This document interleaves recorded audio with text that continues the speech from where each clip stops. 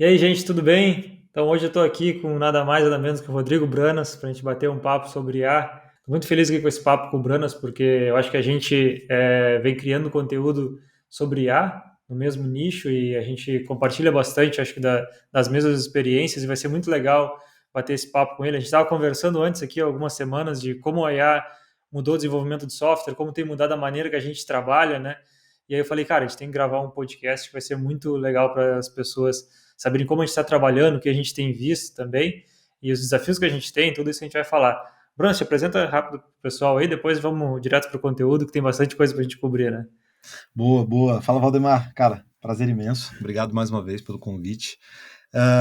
Gosto muito das ideias que a gente troca. Acho que a gente fala de conteúdos também, não só de AI, mas principalmente de arquitetura, design de software. Então, toda a galera lá do Tech Leads Club, acho que é sempre bem legal essa troca de experiência. Eu acho que a gente está num momento que não é mais tanto criação de conteúdo unidirecional. Acho que agora está muito mais para uma troca entre as pessoas e acho que é isso que faz com que todo mundo possa evoluir. É justamente compartilhar essas experiências, especialmente quando você está num nível mais alto. Quando você está muito no início, realmente, assim, você está aprendendo muitas coisas relacionadas a uma linguagem de programação, a um framework, a uma biblioteca, mas chega uma hora que você quer mais saber como é que o outro resolveu esse problema, como é que ele atravessou essa mesma situação difícil que eu estou atravessando, então a gente é capaz de ganhar muito mais justamente com isso, com essa proximidade, né? Falando um pouco de mim, basicamente eu programo há 25 anos, né?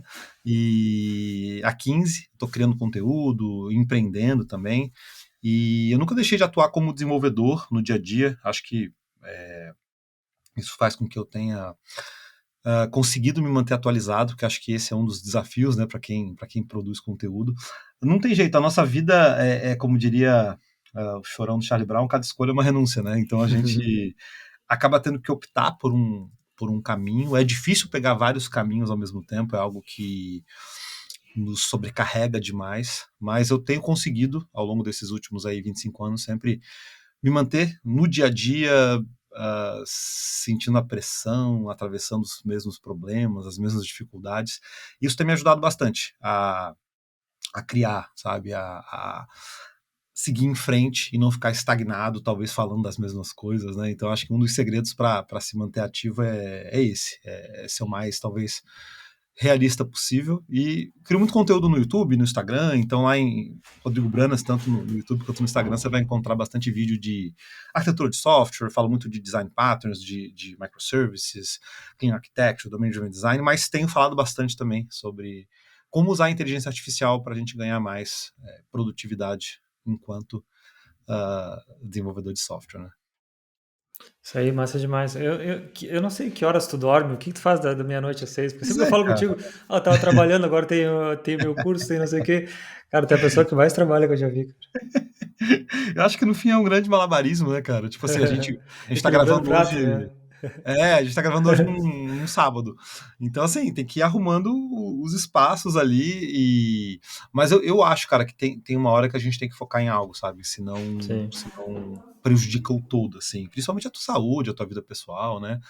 Mas eu te confesso, assim, que tenho feito muitas mudanças nos últimos tempos, justamente para tentar trazer mais esse foco. Tô tentando ainda, mas é agitado.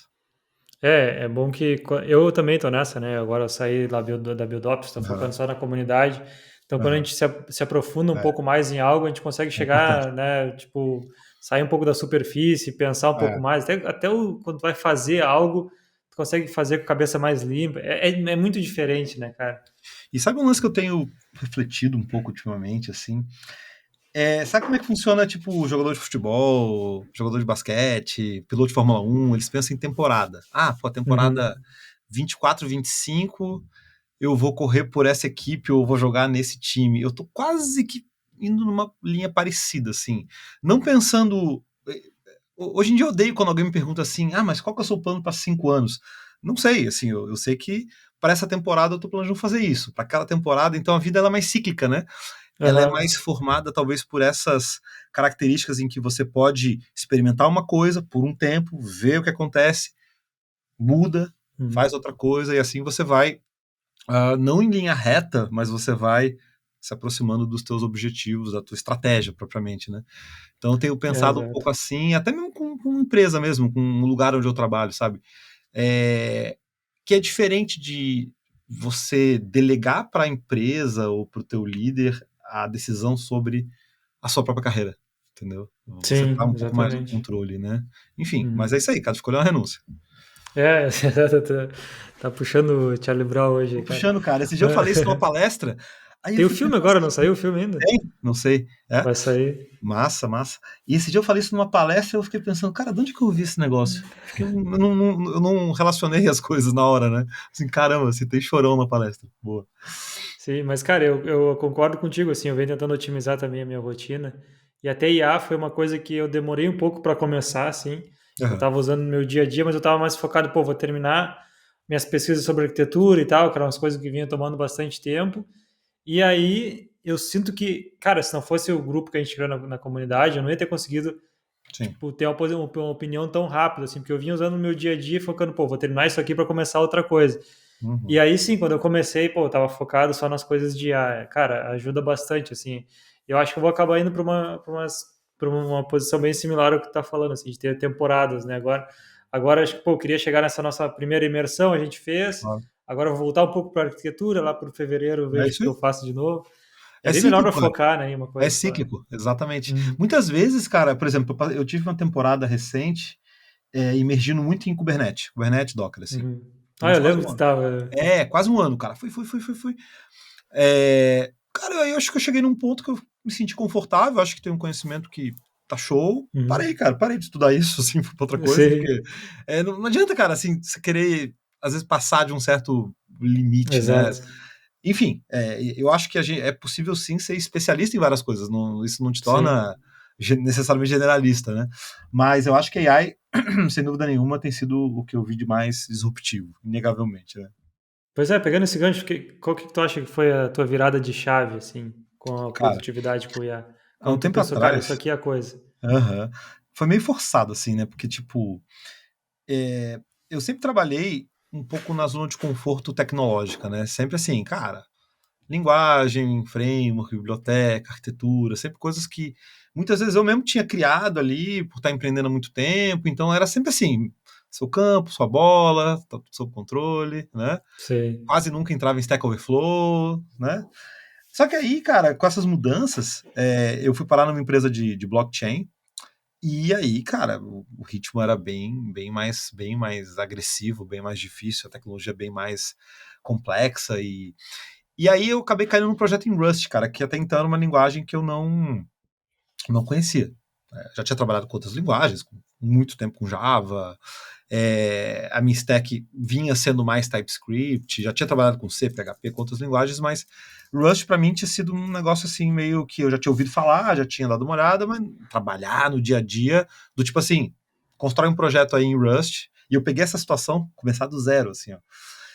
E era um projeto de uma plataforma de trading, então, assim, mais enrolado ainda, porque tinha um requisito de throughput muito alto. E aí eu caí no Rust e, cara, passar um parâmetro no Rust é complicado. Tipo, sabe? Coisas muito. Já trabalhou com Rust? Não? Já viu? Já Já deu uma mexi um olhada? pouquinho com ele, assim, fiz umas tools e tal. É. É Essa legal pra parte caramba, mas de. tem É uma curva, legal. né? Tem uma curva. Essa parte de ownership de memória, coisas básicas que a gente está acostumado a fazer em qualquer linguagem não funcionam lá. É. Tipo Muda a assim, mentalidade, não muda? muda. Por exemplo, eu criei uma variável e eu fiz uma atribuição, peguei essa variável, passei para uma outra função, tranquilo, entendeu? Tipo, a outra função modificou essa variável. Funciona em qualquer linguagem. No Rust não, porque tem esse ownership de memória. E isso, assim, num cenário muito simplesinho, você pega em 5 minutos ali, você entendeu, tá tudo certo, beleza, eu faço um borrow e depois eu posso pegar de volta, eu posso desassociar essa variável.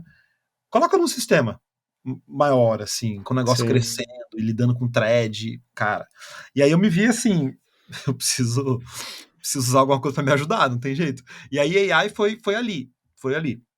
Começando a escrever cada vez mais código com AI, foi me ajudando, mas eu peguei um pouco do pior caso, porque eu acho que Rust talvez seja uma das piores linguagens para você usar com AI, né? Porque tem menos base de treinamento, tem menos exemplo, tem menos documentação, tem menos tudo, porque é nichado, né?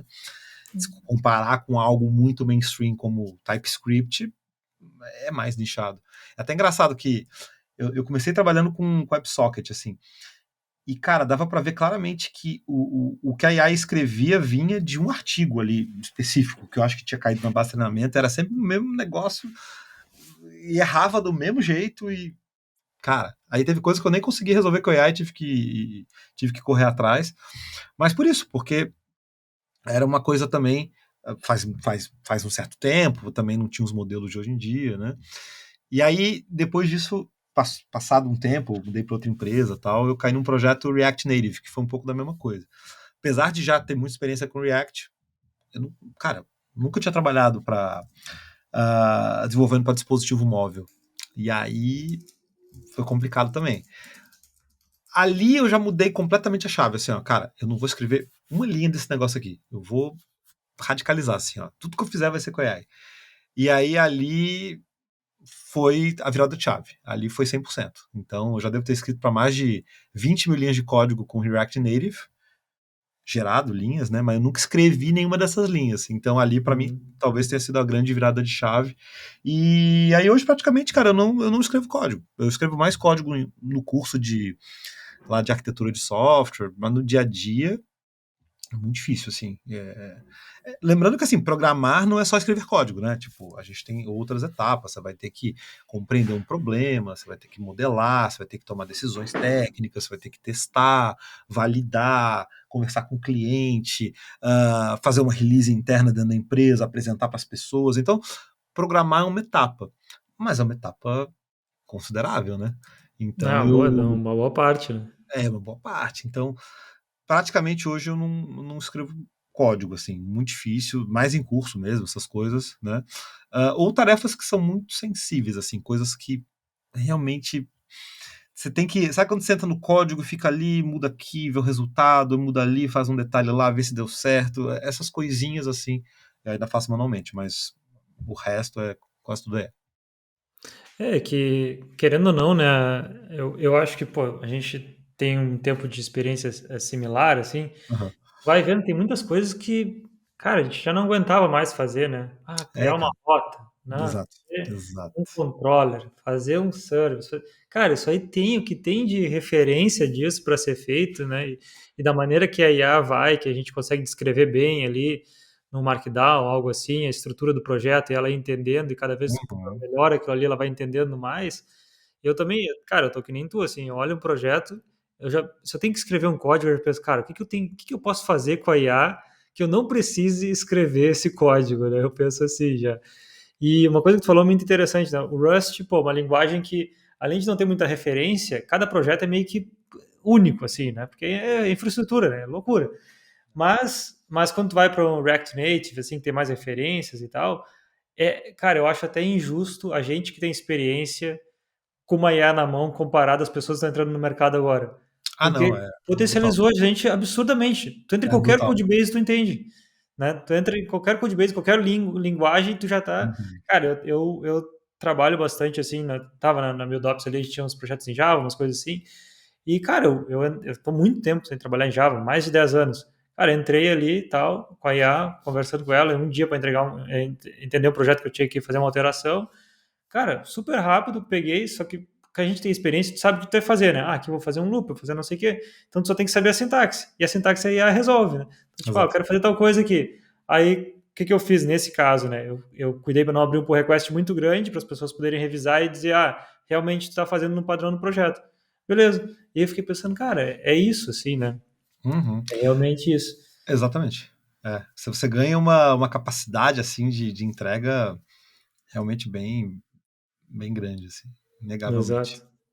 E o que tu acha, pensando no desenvolvimento de software, assim como um todo, né, os tipos de projeto, né? Eu gosto de dizer que a gente tem, vamos separar alguns tipos de projeto, né? A gente tinha muito projetos pessoais ali que antes até quem não era técnico não conseguia fazer, mas a gente que era técnico conseguia, né? Uma automaçãozinha, conectar uma coisinha, projeto de finanças pessoais, queria lá fazer uma appzinha e tal. Cara, isso aí hoje em dia tu vai ali, tu gera com qualquer IA uma coisa dessa, né?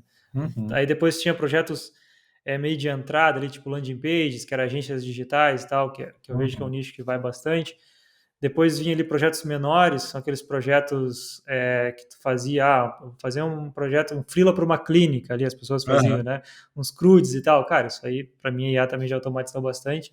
Depois a gente começa a entrar mais nesses projetos um pouco mais complexos e tal, empresas, startups ali, nem só startup, mas empresas um pouco menores, começando a crescer. E aí depois Enterprise, a gente tem uma lógica de domínio mais complexa, né? Tu conhece bastante, Uhum. porque tu fala de Clean Architecture, esse tipo de coisa. Então esse nicho, assim, acho que é um nicho que ele é um pouco mais avançado. Como tu vê o impacto da IA nesses nichos, assim, nos projetos que tu tem trabalhado? Quais são mais impactados, quais são menos e como muda trabalhar nesses projetos? Uhum. Cara, eu acho assim, ó, a gente acaba mudando um pouco o foco. Hoje é um foco compartilhado entre um analista de sistema, que acho que é capaz de modelar um problema, propor uma solução, então atuar mais nessa questão estratégica, entendendo o valor de negócio, eu acho que isso sim passa a ser muito potencializado em todas as situações. É, sem dúvida, quando é algo mais braçal, né? Então a gente se torna um desenvolvedor mais preocupado em como utilizar a tecnologia e terceirizar essa parte para AI. Então, tipo, como você falou, você sabe o que você tem que fazer. Você sabe que tem que criar 5 endpoints, cada endpoint tem um método específico, tem um payload que você tem que passear, e aí você tem que montar esse payload, passar para um, sei lá, para um service, ali naquele service tem uma tabela no banco que você tem que montar uma query, persistir. Não tem complexidade para você sabe o que você tem que fazer, Uhum. entendeu? Sabe exatamente o que você tem que fazer. Muitas vezes não tem muito desafio.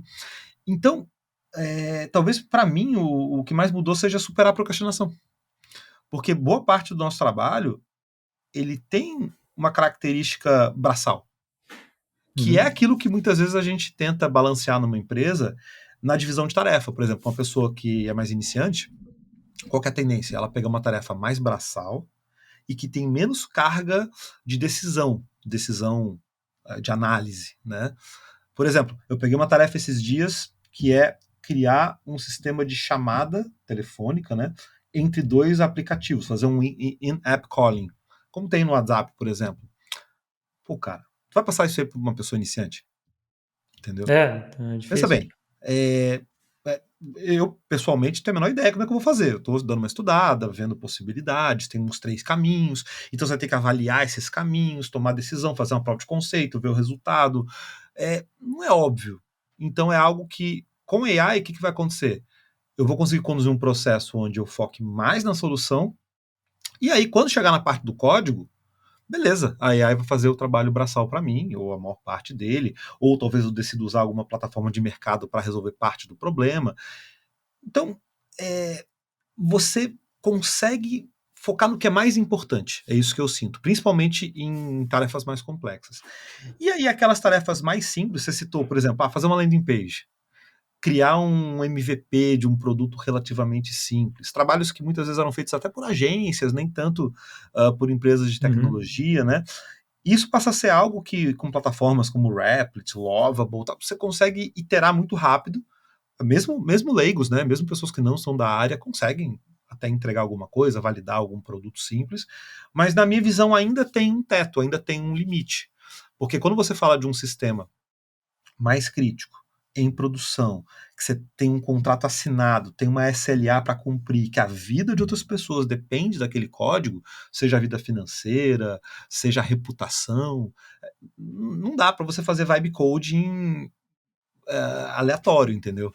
Você tem que saber minimamente o que está acontecendo. Então, aí vem esse papel líder técnico, né? Que a gente conhece a Uhum. tecnologia, conhece em níveis diferentes, né? Eu acho assim, você pode se dar ao luxo, uma vez que você tem experiência, sei lá, com outras 3 linguagens, de liderar tecnicamente uma AI que está ali trabalhando numa outra que você conhece, mas não tão profundamente. Você é capaz de ter senso crítico, você é capaz de fazer as perguntas certas, de analisar os problemas com assertividade, mas eu acho que é fundamental ainda, quando você vai para o mundo enterprise, principalmente, ter pessoas que sabem exatamente o que estão fazendo. E aí você meio que vê um mercado que, ao mesmo tempo, ele está demandando pessoas mais experientes, porque você precisa principalmente dessa visão de negócio, essa visão de resultado, Eu tenho um CEO na empresa que eu trabalho, que é até engraçado, cara. Assim, eu acho que o americano tem muito essa pegada um pouco, que eu sinto um pouco diferente do brasileiro em relação à orientação a resultado.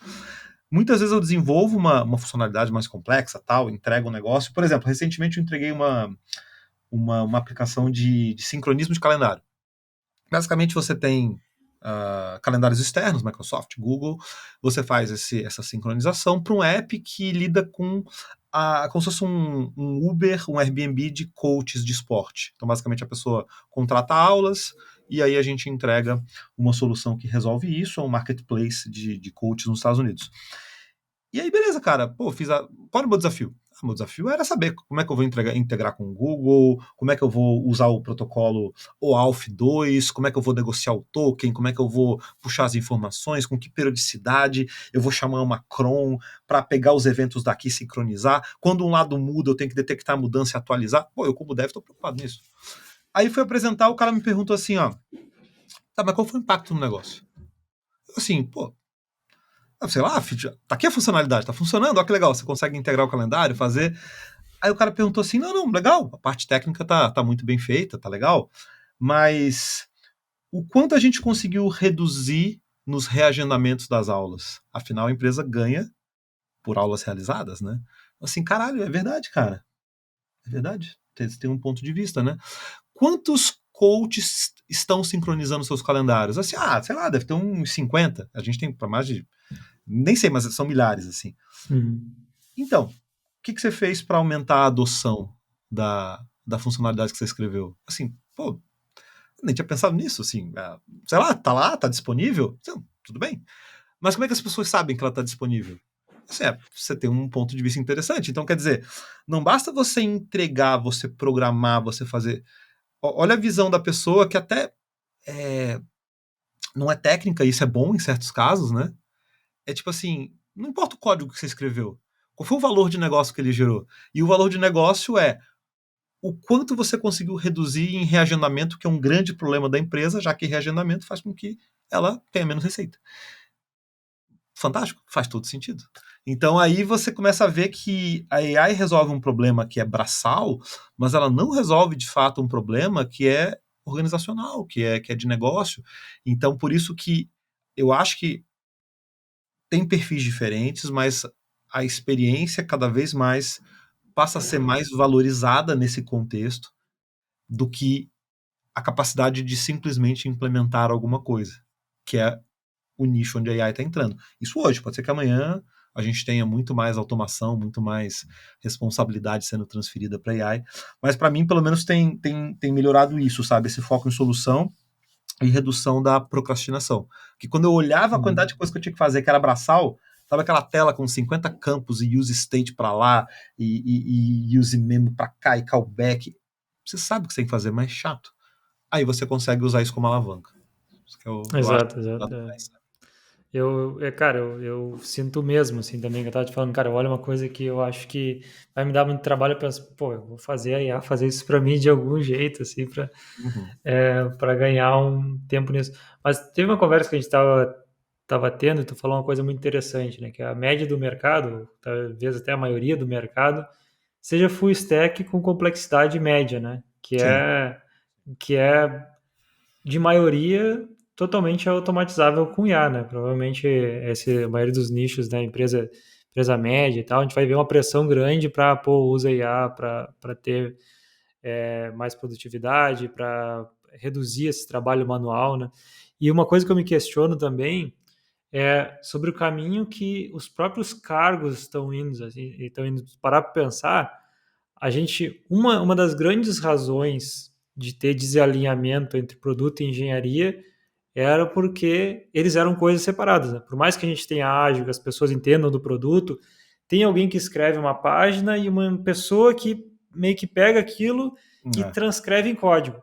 E a gente está indo para um lado onde tu vai conseguir conectar essas coisas, né? Tu vê até a gente vai falar um pouco mais ali, não sei se tu trabalha muito com specs e tal, mas se for ver spec ou qualquer documento, tu consegue conectar ele e a IA consegue entender, né? E aplicar. Então eu acho que a gente está indo para um lado onde a gente vai ter regras de negócio que alguém concordou, botou lá, e ele vai ser transcrevido em código, assim, coisa que antes tinha um humano que lia, esse é um cálculo de imposto, como é que se faz? Agora eu passo. E aí depois a pessoa de produto ou alguém ia lá e vê, pô, mas espera aí, tu aplicou errado. É porque eu não sabia. Por exemplo, esse é o caso que acontece comigo aqui, né? Tipo, eu estava trabalhando para a BuildOps, empresa dos Estados Unidos, tem taxação diferente e tal. Para implementar o sistema, por mais que trabalhando junto com o produto eu entendi bastante, eu tinha que entender sobre o imposto dos Estados Unidos e transcrever aquilo no código. Eu acho que a gente está indo para um lado onde a gente vai conseguir conectar cada vez mais. Tipo, o código ele vai ser gerado a partir desde o produto em si, talvez até o cargo de engenheiro de software ou de produto, eles se juntem um pouco mais. Você já chegou a pensar sobre isso? Porque se a gente voltar no tempo, né, existia o papel do analista, que Uhum. era só analista. Com o desenvolvimento ágil, mudou tudo. A gente tinha. Eu cheguei a trabalhar bastante talvez nessa geração, que eu imagino que seja uma geração antes da geração que a gente está, que é ali da virada dos anos 2000, até 2005, 2006.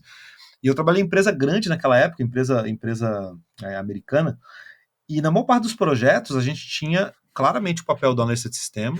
Ele era responsável por fazer a especificação, e a especificação continha caso de uso, continha test case, continha regra de negócio, diagrama de atividade, diagrama de sequência, tipo, ia num nível assim que praticamente dizia até o nome do método que você ia fazer. Era um nível bem aprofundado, usava aquelas ferramentas Case, Together, aquela stack da Borland que era muito comum. E aí, qual era o papel do dev? Pegar aquilo, escrever o código e mandar de volta para ser testado, para ser homologado, validado. Se a AI acontecesse naquela geração ali, tinha extinto os devs, né? Porque Exatamente. você já estava acostumado a ter alguém de negócio que estava à frente e tal. E aí, com o desenvolvimento ágil, qual foi, eu acho que, um pouco da revolta, assim, né? Porque foi um manifesto. Foi tipo assim, cara, a gente tem um processo muito prescritivo, muito burocrático, a comunicação por meio de documentos, as pessoas não interagem, então tem muito retrabalho. A própria crítica ao modelo waterfall, do tipo assim, eu descubro muito tarde que eu peguei o caminho errado, e aí eu tenho que fazer iterações então mais curtas para que eu tenha valor de negócio antecipado, ROI e ciclo de feedback. Legal, mudou. E qual foi o impacto da mudança? Cara, agora a gente tem praticamente só dev. Uhum. Entendeu? Pode ver, cara, a maior parte das empresas, grandes e pequenas, você ocasionalmente tem até um papel de PO, mas nem sempre. Eu não me recordo de ver muito esse papel. E aí você meio que conectou assim áreas de negócio, mas que não são muito técnicas, porque o analista de sistema era alguém técnico, era alguém que muitas vezes até tinha sido promovido e tinha sido dev, né? Só que foi Uhum. para a área de negócio e incorporava um toolkit ali que ainda era muito técnico e esse papel meio que sumiu, o dev assumiu, o dev sempre focou mais em tecnologia, nunca teve muita paciência para negócio, mas o processo compensava, porque você tinha um ciclo de feedback curto, você fazia apresentação, você corrigia o caminho que você estava pegando, que muitas vezes não era o ideal, e as coisas foram acontecendo. Mas, inegavelmente, a gente virou pessoas muito. Eu resolvo a implementação, sabe?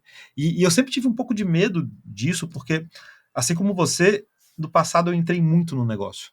Mais do que eu gostaria. Tipo assim, trabalhei muito no financeiro, contábil, fiscal. Pô, cara, não tem interesse em saber como é que funciona o regime de competência versus o regime de caixa, a forma como os lançamentos devem ser liquidados e lançados no movimento das contas correntes. Sabe, tipo, é um tempo que você está deixando de se dedicar a algo que você gosta mais, que você tem mais capacidade, e tá lá discutindo, batendo boca com o contador, que a regra de negócio que ele trouxe está incompleta, sabe? Exato. Mas como separar esses mundos? É difícil, porque você se torna alguém meio teleguiado, né? Tem que me dizer exatamente o que eu tenho que fazer. Você já deve ter trabalhado em muita equipe que tinha esse perfil, né? Não, você tem que me dizer exatamente o que eu tenho que fazer e eu vou fazer.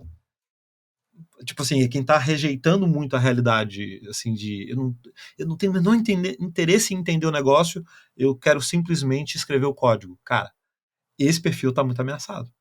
Que Exato. agora tá te demandando outra cabeça, né? Então é interessante ver como que a gente evoluiu e de certa forma tá resgatando algumas coisas do passado de novo, assim, né? Então, Pô, mas tu tocou numa coisa fundamental ali, né? Se a IA tivesse vindo nessa época do Waterfall ali, provavelmente, provavelmente devs trabalhariam mais com ferramental, né?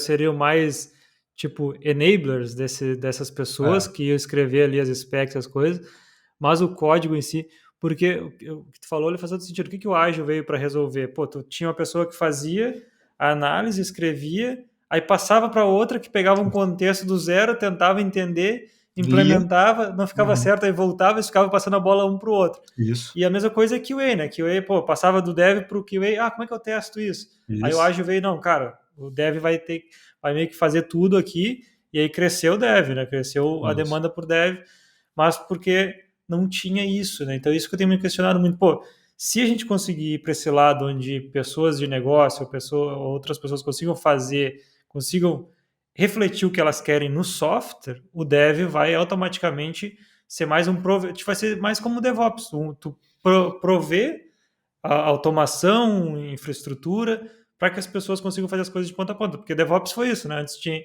Uhum, infra e tinha dev, e aí o dev tinha que esperar a pessoa de infra subir um banco e tal. Não, cara, tu faz o ferramental, a pessoa faz de ponta a ponta. E exato. agora, acho que com o IA a gente vai começar a ter essa pressão. Cara, como que e o que está acontecendo também é que a entrada do mercado, ali, o topo do funil do mercado, está começando a virar mais técnico. As pessoas usam N8N, usam Make, e Uhum, elas vão querer. Não, como é que eu. Pô, eu não. Eu já usei o Make lá, eu automatizei uma coisa, eu quero mexer no sistema. E aí é, vai ter um tempo de fricção, tu acha que não vai vai ser ter? meio técnica, Tipo, né?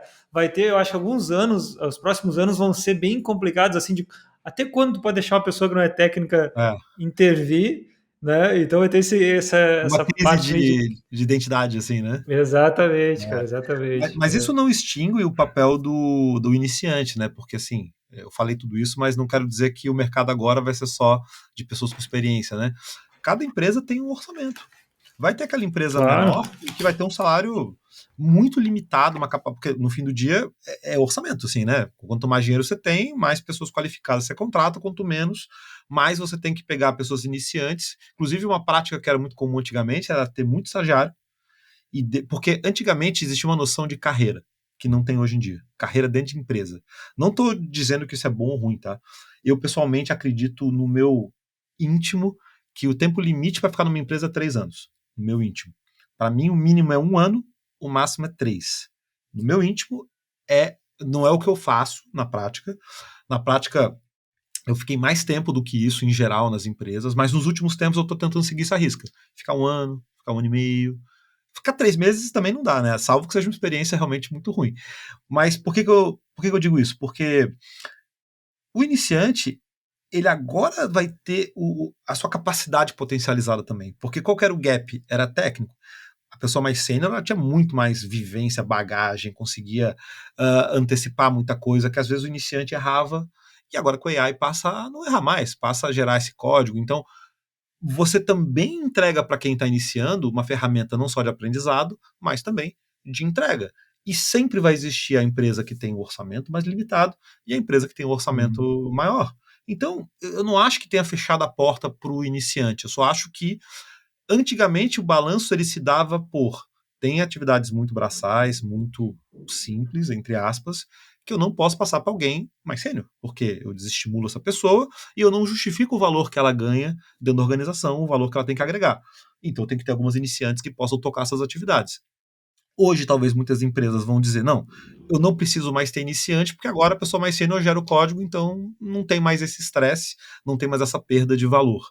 Mas tem inúmeras outras que não têm esse orçamento, muita empresa vive de investimento e tudo mais, que podem agora sim ter um resultado melhor com pessoas iniciantes. Então, eu não acho de forma alguma que Uhum. seja um fator limitador de mercado, só mudou um pouco a característica, mas não acho que seja propriamente uma limitação, não. Acho que está mais para o mercado estar com menos vagas por uma recessão econômica do que propriamente isso ter sido causado e estar sendo causado por AI. Sim, concordo. Tava muito inflado, entendeu? Uhum. Tem um nome de um paradoxo até que eu esqueci agora, que é Uhum. sempre que tu que tu simplifica algo, né? Tipo a IA agora, né? Ela vai permitir que outras pessoas entrem e tal. Ela, na Aham. verdade, aumenta a demanda, né? Exato. Que nem com o cloud mesmo. A gente pensou, com o cloud vai acabar as pessoas que trabalham com infraestrutura.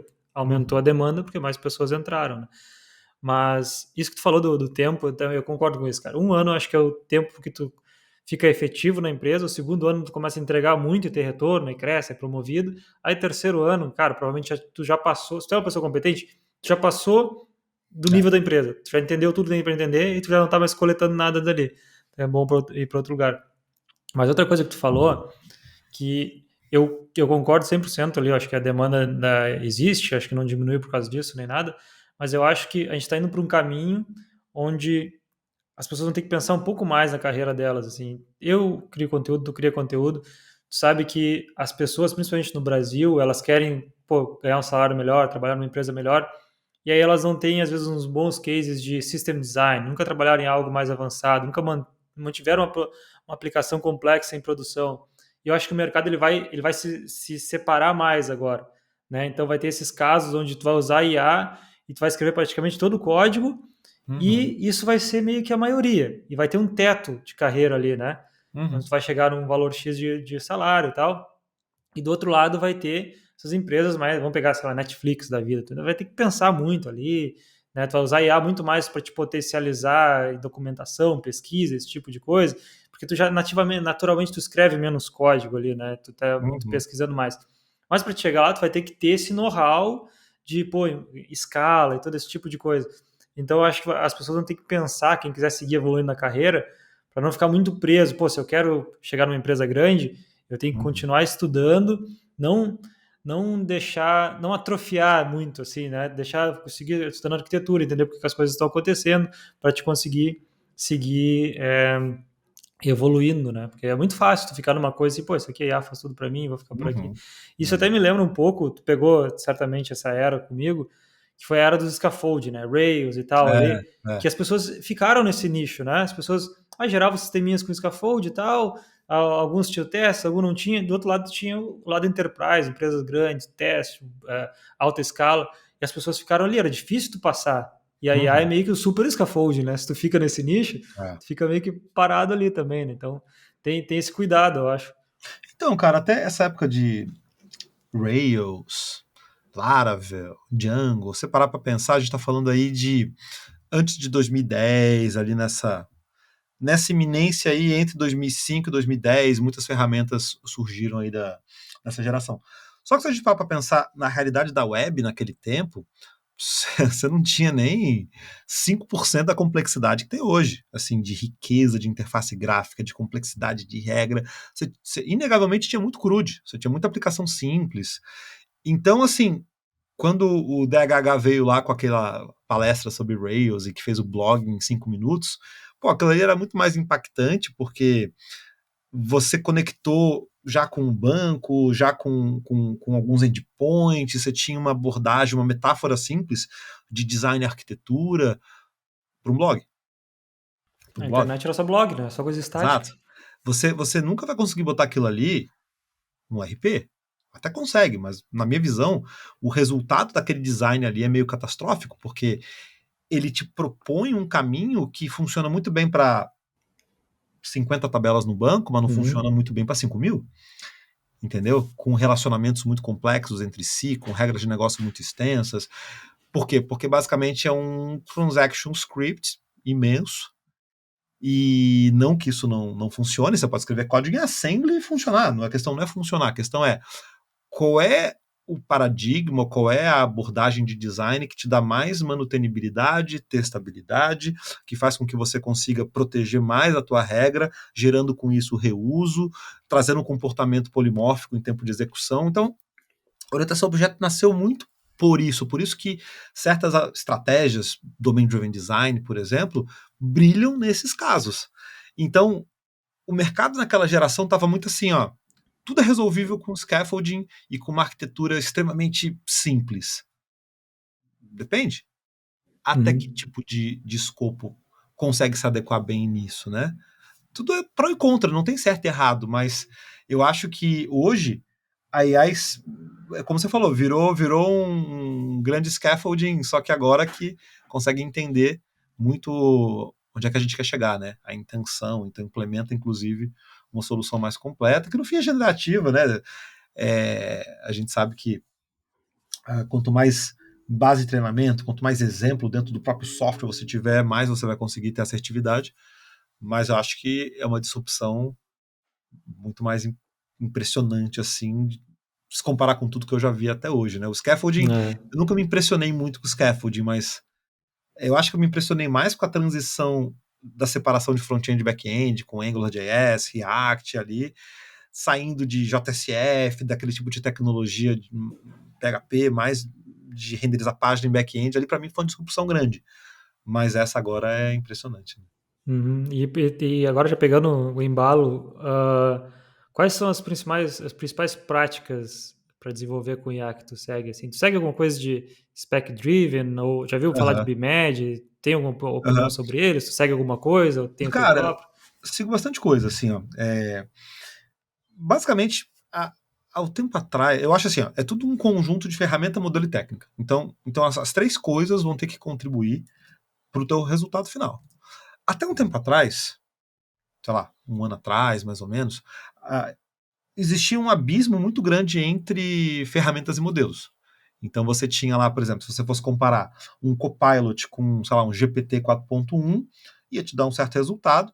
Se você compara com um Cloud Code com Opus, seria um resultado muito diferente só pela questão da diferença entre o modelo, a forma como ele foi treinado, o tipo de resultado em si que ele dava, mais a questão da ferramenta, que é incontestável, que eu acho que o Cloud Code ele inaugurou uma nova era, e o cursor já era muito bom, mas para mim o Cloud Code ele mudou muito radicalmente a qualidade, assim, ó, e quando eu digo qualidade, é o quanto ela consegue, por exemplo, interagir com os arquivos, com o terminal, o quanto ela consegue rodar um servidor, interagir com possíveis stack traces que aconteçam, sem se perder tanto, sabe? Então, essa orientação, até mesmo a uso de bash, indiscutivelmente, assim. Bota uma do lado da outra, você vai ver que tem diferença. Até hoje, naquela época ali tinha muito mais, né? Mas hoje, cara, com a evolução que teve, eu ainda acho o Copilot um pouco atrás, mas eu consigo extrair resultado tanto de GPT 4.1, quanto de Sonnet 4.5, quanto de Gemini 2.5 Pro, tanto com cursor, quanto com Codex, quanto com Cairo. Então, o que eu vejo que está mudando muito e contribuindo para isso é a técnica. É como você usa, que aí foi um pouco da tua pergunta, né? Eu acho, assim, que cada atividade demanda um pouco de uma técnica diferente. Não é incomum eu pegar atividades pontuais. Coisas que, na minha visão, não demandariam um PRD, uma tech spec. Pode até fazer, mas em termos de assertividade, talvez não seja tão necessário. E outras tasks, cara, que você tem que fazer uma exploração do negócio. Então, se você pegar, por exemplo, frameworks como o SuperCloud, que já está caindo um pouquinho em desuso, mas que trouxe o que veio antes, talvez, de subagents, de skills, né, que a gente está vendo hoje, mas a gente via lá, por exemplo, um comando de análise, um comando de revisão, um comando de implementação. Ou seja, você tem etapas diferentes para cada tipo de problema. Isso talvez muita gente ainda não tenha compreendido, que você tem abordagens diferentes. Tem ferramentas como o caso do Cairo, que já estão incorporando na ferramenta as etapas, né? Então você já tem lá a criação de uma especificação, a criação de um design, a criação de tarefas, a execução de tarefas. Para mim isso funciona bem com tasks um pouquinho maiores, que justifiquem. Coisas pequenas, eu já me acostumei muito a... uma coisa que eu faço bastante, acho que todo mundo aqui, se não faz, pode fazer também, reduz o escopo da AI. Vai direto ao ponto. Então você vai lá e diz o seguinte, ó, no arquivo tal, entre as linhas tal e tal, tem um comportamento que eu quero modificar. O comportamento atual faz isso, ele vai ter que fazer uma outra coisa. Cara, você evita com que a AI tenha que ler muito arquivo, inchar muito a janela de contexto. Com isso, gasta menos token, te entrega um resultado mais rápido, mais assertivo. Então, para muitas tarefas que não são muito complexas, eu não faço especificação, não faço nada de design, eu simplesmente, por exemplo, Ontem eu estava fazendo uma tarefa que era o seguinte: front-end, imagina que eu tenha um calendário semanal, que tem lá os slots, né? 1 hora, 2 horas, 3 horas, 4 horas. E quando eu implementei, eu tinha botado a informação de horário no meio do slot. Depois, olhando no Google, não é no meio do slot, ele é no meio da linha. É meio esquisito isso, mas não fez muito sentido para mim na época, mas olhando hoje, alguns clientes reclamaram que estava estranho. Aí o que eu tinha que fazer? Eu tinha que pegar aquele texto, posicionar no meio, entre as linhas que separavam uma tabela. Não é tabela, mas é como se fosse uma tabela. Não vou fazer uma PRD, um tech spec para isso. Tipo, então eu já falei, ó, tal componente, né, tem esse comportamento, o texto está no meio, tem que posicionar esse texto sobre a linha e tirar a linha que está atrás. Beleza, cara, foi uma task que ocasionou o quê? 2 linhas de código, porque era mais uma mudança de CSS ali, com várias properties, mas foi uma mudança no tailwind, basicamente. Cara, foi super assertivo fazer um promptzinho de 2 linhas, entendeu? E era uma tarefa cadastrada, que tinha uma estimativa, tudo isso aí. Então, quando é alguma coisa maior, aí eu tenho feito o seguinte, e isso é uma coisa até que eu estou investindo numa ferramenta, chama Compose, eu e o Pedro Nauk, então a Olha gente... aí. É, Tem cupom? bom, tem várias lives nossas lá no canal e tal, Depois eu vou e deixar linkado aqui as lives aí do deixa lá, pessoal. é massa, massa. E a gente também faz o curso, né, de AI para devs, mas com o objetivo de quê? De construir uma ferramenta para orquestração de agentes. Então a gente também tem umas iniciativas de uso até mesmo dessa ferramenta para melhorar o processo de desenvolvimento. Então o que a gente tem feito aqui e vai lançar em breve, né, provavelmente aí nas próximas semanas, é uma forma principalmente de conduzir esse processo. Então, por exemplo, a entender que existem prompts específicos para tipos de tarefas específicas, porque eu não estou falando nenhuma novidade, nada disruptivo, isso já existe em vários frameworks, em várias propostas, né?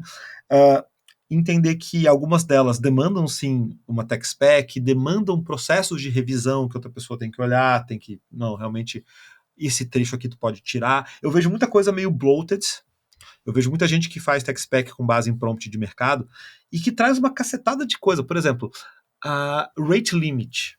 Cara, o que tem de spec que envolve rate limit, estratégia comercial, plano de release, cara, só vai confundir o que você está fazendo e levar mais tempo, entendeu? Então, eu vejo um foco muito grande em principalmente instruções e restrições, sabe? O que tem que fazer e o que não tem que fazer. E esse conjunto, para mim, funciona muito bem no nível de negócio, para você fechar um escopo. E aí, a parte técnica, não sei se você segue um processo assim também, né? De um processo de negócio, um processo técnico, né? De especificação. Aí você vai, por exemplo, qual é o payload da request? Qual é o endpoint que você... Qual é a tabela do banco? Qual é o nome exatamente da coluna que você quer? Qual é o comportamento dela? Ela tem uma constraint? Ela tem uma chave estrangeira? Quais são os nomes, muitas vezes, dos métodos, as interfaces? Cara, isso faz com que você tenha uma agilidade tão grande, uma assertividade, porque senão, concorda? A AI pode fazer o que ela quiser, né? Tipo, então, para mim, o processo passa por isso. Cada atividade, eu vou tentar entender a atividade e pegar um caminho diferente, e esse caminho vai ser ou de ter um processo mais complexo, com mais artefatos, ou de ter um processo mais simples. Se você mistura as coisas, eu faço um mais simples com uma coisa complexa, o que vai acontecer? Você vai ficar dando vários passos para frente, passos para trás. Passo para frente, retrabalho. Faz de novo, não deu o que você imaginava, vai e vem, não rende. Se você pegar o caminho mais complexo para a atividade mais simples, você vai levar muito tempo para fazer uma coisa que você vai lá e muda 3 linhas de código. Uma vez eu fiz um teste, cara, eu tinha feito uma tarefa e eu tinha esquecido era de front-end, de dizer que os campos require tinha que ter um asterisco do lado, sabe? Coisa boba, assim. Botar um asteriscozinho. Assim, eu vou mandar a AI fazer esse negócio aí. Cara, eu acho que custou uns $5 pra fazer, assim. Porque eu tava usando o Opus, que é um modelo Sim. com reasoning alto pra caramba tal. Ou seja, tem coisas que se você usar o modelo errado, e às vezes nem vale a pena usar AI pra fazer certas coisas, né? Então a pessoa tem que ter um pouco desse bom senso, e hoje, a técnica tá mandando mais até do que ferramenta e modelo que está cada vez mais equiparado. É difícil hoje você dizer assim, nossa, o Sonnet 4.5 ele é muito melhor do que o GPT-5, né, tem Codex, ou sei lá, ou do que o Gemini 2.5 Pro, ou do que... Eles estão mais... Eu ainda prefiro o Sonnet 4.5, mas eles estão muito mais próximos do que você dizer o seguinte, Opus 4 com GPT 4.1. Porra, é um abismo de diferença, assim. Então, a tendência para mim é ficar mais parelho, sabe? O Gemini, o Codex e o Sonnet 4.5 eles estão bem próximos, assim. Eu tenho visto o pessoal testar e Exato. eu só uso o Sonnet, assim, cara, eu sou preguiçoso para ferramenta. No momento que eu acho uma coisa que me entrega o que eu quero, eu fico confortável com Eu esse também, ferramenta. eu fico nela, É. eu fico nela. Então hoje eu tava antes mudando entre o Cloud Code e o Cursor, mas agora o Cursor tá bom, então é Cursor e Sonnet é o que eu faço. É o que você Mas, faz? cara, a gente vai falar de ferramentas depois, Aham. mas essa evolução, cara, foi absurda nos últimos 3 meses, eu acho, 3 meses, tem razão. novas versões de modelos e janela de contexto maior. Porque eu sempre estava testando qual é o máximo que eu consigo fazer em uma janela de contexto. E aí ele alucinava, porque o que acontecia antes? Tu chegava no limite e ele começava a chutar coisa, né? Chutava um monte de coisa, nada a ver com o que tinha pedido. Só que, cara, agora tu consegue fazer muita coisa e até. E agora tu tá falando do ciclo, eu sigo esse ciclo normalmente, né? Tasks mais complexas, eu faço ali um design doc, um PRD e tal, eu sempre uso ele como fonte da verdade, transcrevo ele em um plano, agora todas as ferramentas têm plano, basicamente, aí Exato. o plano ele já quebra uma execução separada da outra, isso é bom para o Uhum. contexto e tal. Cara, só isso aí, uma boa documentação no projeto, que explique bem o projeto, explique a estrutura, e uma boa fonte da verdade, né? Seja um Ah, PRD, um design doc, e usar o plan, cara, isso. já tá muito bem. E aí, tasks pequenas que tu falou, cara, tem coisas que até eu faço manualmente, tipo, ó, se eu gerei um plano e tem umas coisinhas para ajustar, eu ajusto manualmente só para revisar bem o plano, assim, para ver que eu Isso. entendi. Porque, pô, se eu já ganhei 90% disso aqui, já fez para mim, os É. últimos parafusos eu vou apertar ali, mas, cara, é mais ou menos. Mas aí a gente tava falando, eu tinha te perguntado ali de Spec Driven, até o Spec Kit do GitHub, o Cairo, eu Uhum. acho que eles são tentativas de engessar um pouco um fluxo que ainda não está muito bem claro, assim, né? É. Eu acho que é um pouco arriscado tentar entrar demais assim, né, nesse fluxo. Então, até queria perguntar um pouco da ferramenta de vocês, assim, o que vocês estão vendo, qual que é o problema que vocês querem resolver que essas ferramentas não resolveram e como que vocês vão resolver? É. Você citou primeiro um ponto bem importante, que é o Plan Mode, né? Sempre que você tá. Bom, se você já tá vindo de um plano, né? De uma tech spec, tá, aí não tem necessidade, porque você já tá com o plano feito, né? Agora, se você tá numa task mais simples, num prompt mais simples, sempre no Plan Mode, ou pede para te mostrar o plano, porque tudo pode acontecer, né? Então, assim, revisa antes, aí vai dar mais assertividade. Principalmente por essa ideia de chain of thought, né? De você entender o passo a passo que vai ser usado. Então, isso acho que é o que mais tem mudado nas ferramentas. Agora, sobre o Cairo, por exemplo, uso bastante o Cairo. Gostei pra caramba da abordagem dele, tá? Gostei. E é o que você falou. Ele tenta te engessar num flow que é, Eu é não tinha talvez falado com uma ninguém coisa que arriscada. que usou o Uso, Cairo, então fiquei uso Cairo. feliz, legal. Uso Cairo. Uso. Uso há pouco tempo, porque ele também foi liberado há pouco tempo, né? Mas eu já devo ter implementado aí brincando umas 10 tarefas com Cairo, complexas e simples e tal. E eu noto o seguinte, cara, uma coisa que é impressionante pra mim em relação ao Cairo, é muito assertivo, cara. É muito assertivo. Isso me impressionou, tá? Primeira Uhum. coisa, é muito Aí, assertivo. pessoal, vamos testar o Cairo, todo mundo e comentar aqui depois. Eu sei, muito assertivo. Independente se você usa a parte de spec ou não, tá? Eu achei. Ele usa Sonnet 4.5. Nas internas eu não sei o que ele faz. Mas Uhum. é engraçado porque ele não revela tanto o que ele faz. Ele meio que. Muita ferramenta quando tá executando, ela fica te dando diff, fica te dizendo que escrevi tal código. Ele fica quietinho, cara. Só assim, ó. Fiz, entreguei, tá pronto. E aí você vai testar e funciona, cara. Isso que é muito louco, né? Eu cheguei a pegar casos que não estava 100% e eu tive que, assim, talvez reafirmar o plano algumas vezes, mas em geral eu achei bem assertivo. Agora, sim, ele te ingessa num processo que ele chama lá de especificação, que é a parte de negócio, então ele te pede uma ideia sobre o que você quer fazer, né? Uma ideia E é engraçado, né? Porque ele te coloca um input text, né? Então já é para você não escrever Uhum. muito. Aí ele te traz uma especificação, ele te pede para revisar. Com base naquilo, você pede mudanças, evolui e tal, e ele já te bota no flow. Quer seguir em frente? Quer fazer o plano de design? Que design para ele é especificação técnica, né? E aí ali ele desenha diagrama, é até engraçado, ele faz o diagrama com as setinhas. Ele te Ah, bota lá. Mermaid deve ser, né? Tipo, bem simplesinho, ASCII mesmo, mas Uhum. bem simplesinho. Ah, sim, sim, sim. ASCIIzinho mesmo assim, né? Aham. E aí ele te fala endpoints, te fala tabela de banco se tiver envolvida, te fala test case, te coloca. E eu até noto que a própria especificação dele é bem simplesinha, assim, e eu gosto disso. Eu acho que ele vai muito nessa linha que eu falei, de instrução, teste de aceitação, é meu objetivo. E aí ele quebra as tarefas. Aí tem um probleminha, assim, na minha opinião, que, tipo, isso é um pouco do dia a dia da pessoa de perceber, né? Tarefas muito pequenas, na minha visão, geram muito overhead. É como se você pensasse assim, ó, eu tenho que fazer uma integração com uma API e eu tenho que fazer 10 chamadas para fazer a integração, ao invés de uma. Então, tem um lado ruim de uma, que é, às vezes, muita coisa ao mesmo tempo, mas 10 também é muito vai e vem, leva mais tempo, tem mais latência. Ele tem uma tendênciazinha aí para esse lado, sabe? Por exemplo, uma tarefa é mudar o esquema do Prisma. Pô, cara, é 3 linhas de código, ele fez uma tarefa só para isso. Outra tarefa é criar uma interface. Outra tarefa é criar o endpoint. Outra tarefa é implementar o service. Outra tarefa é criar o teste. Pô, e daqui a pouco junta 15 tarefas ali, cara, não vai menos de meia hora, 45 minutos para rodar esse negócio. Então, é pelo menos uma pequena crítica que eu faço. Eu acho que tem casos que se eu fizesse um prompt só, de implementação mesmo, assim, ó, implementa esse negócio aqui todo. Com o Sonnet 4.5 ali me entregaria em 5 minutos e fechou, e bem, tá?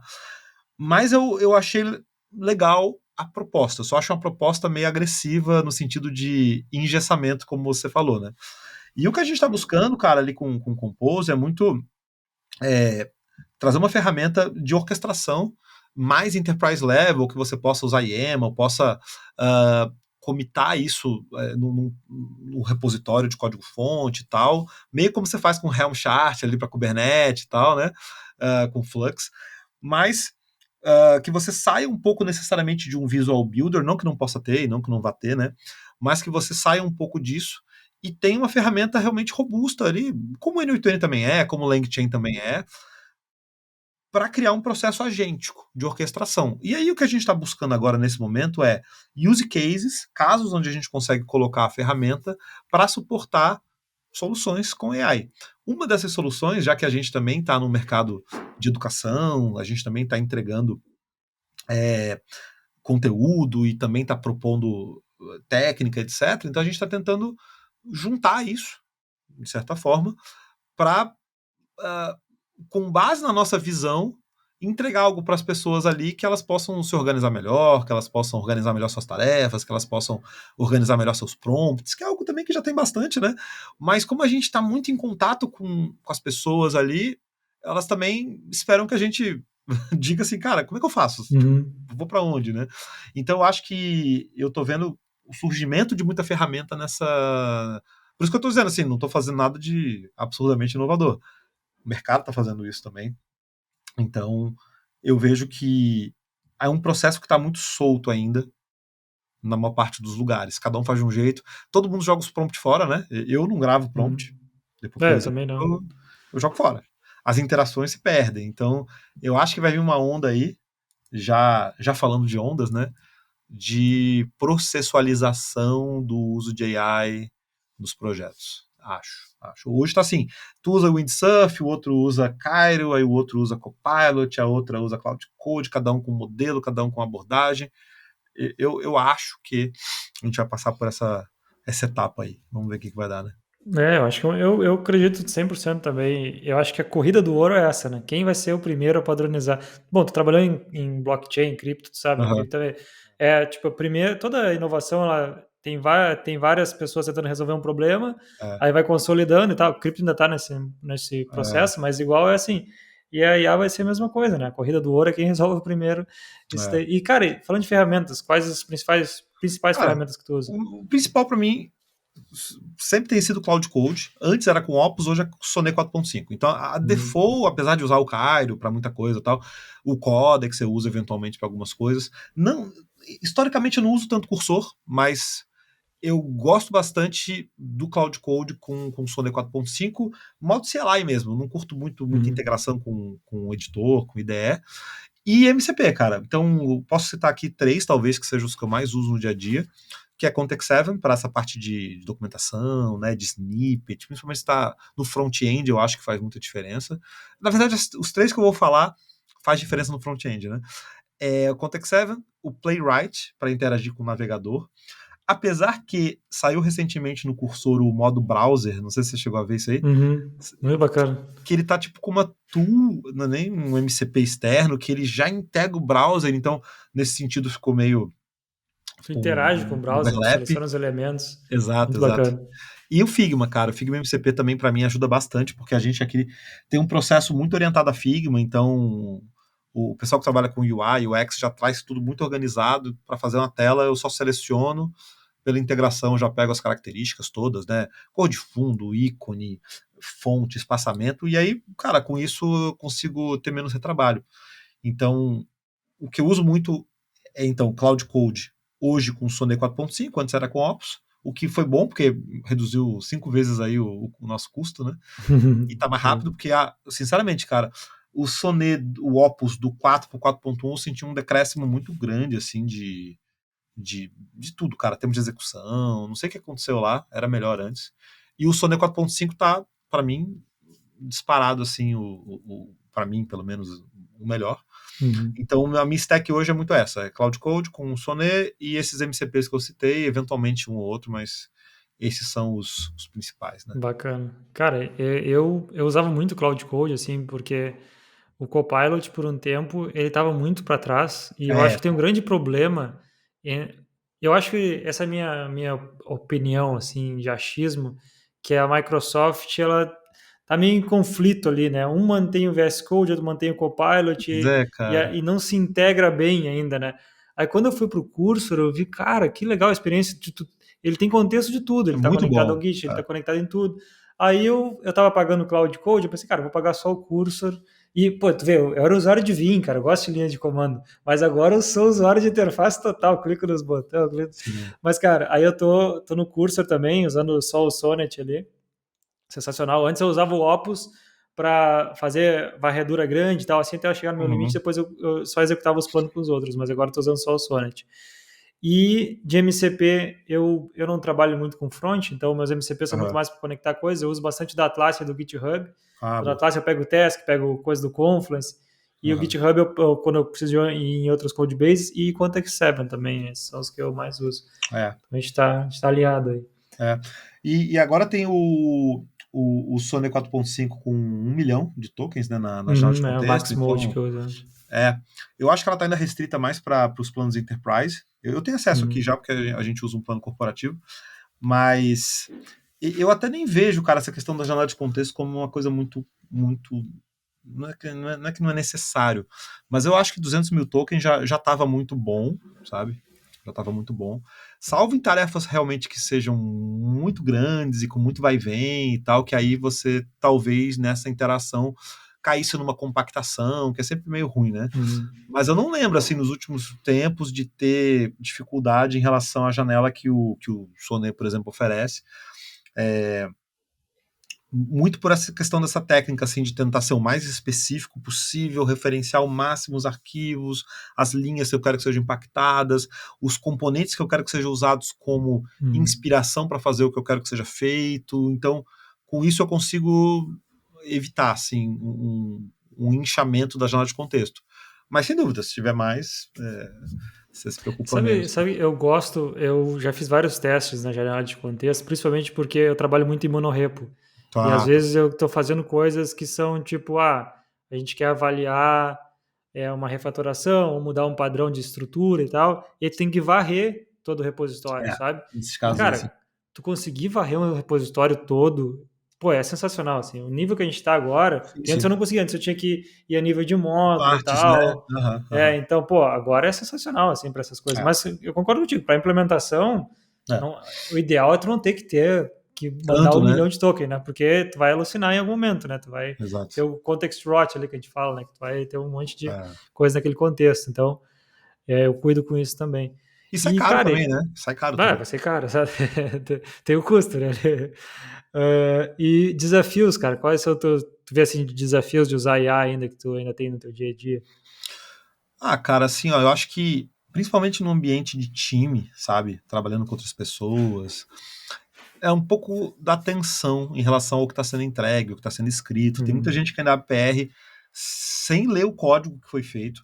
Porque, cara, Se tem emoji ou tem comentário, a gente ih. sabe, a gente sabe, a gente sabe.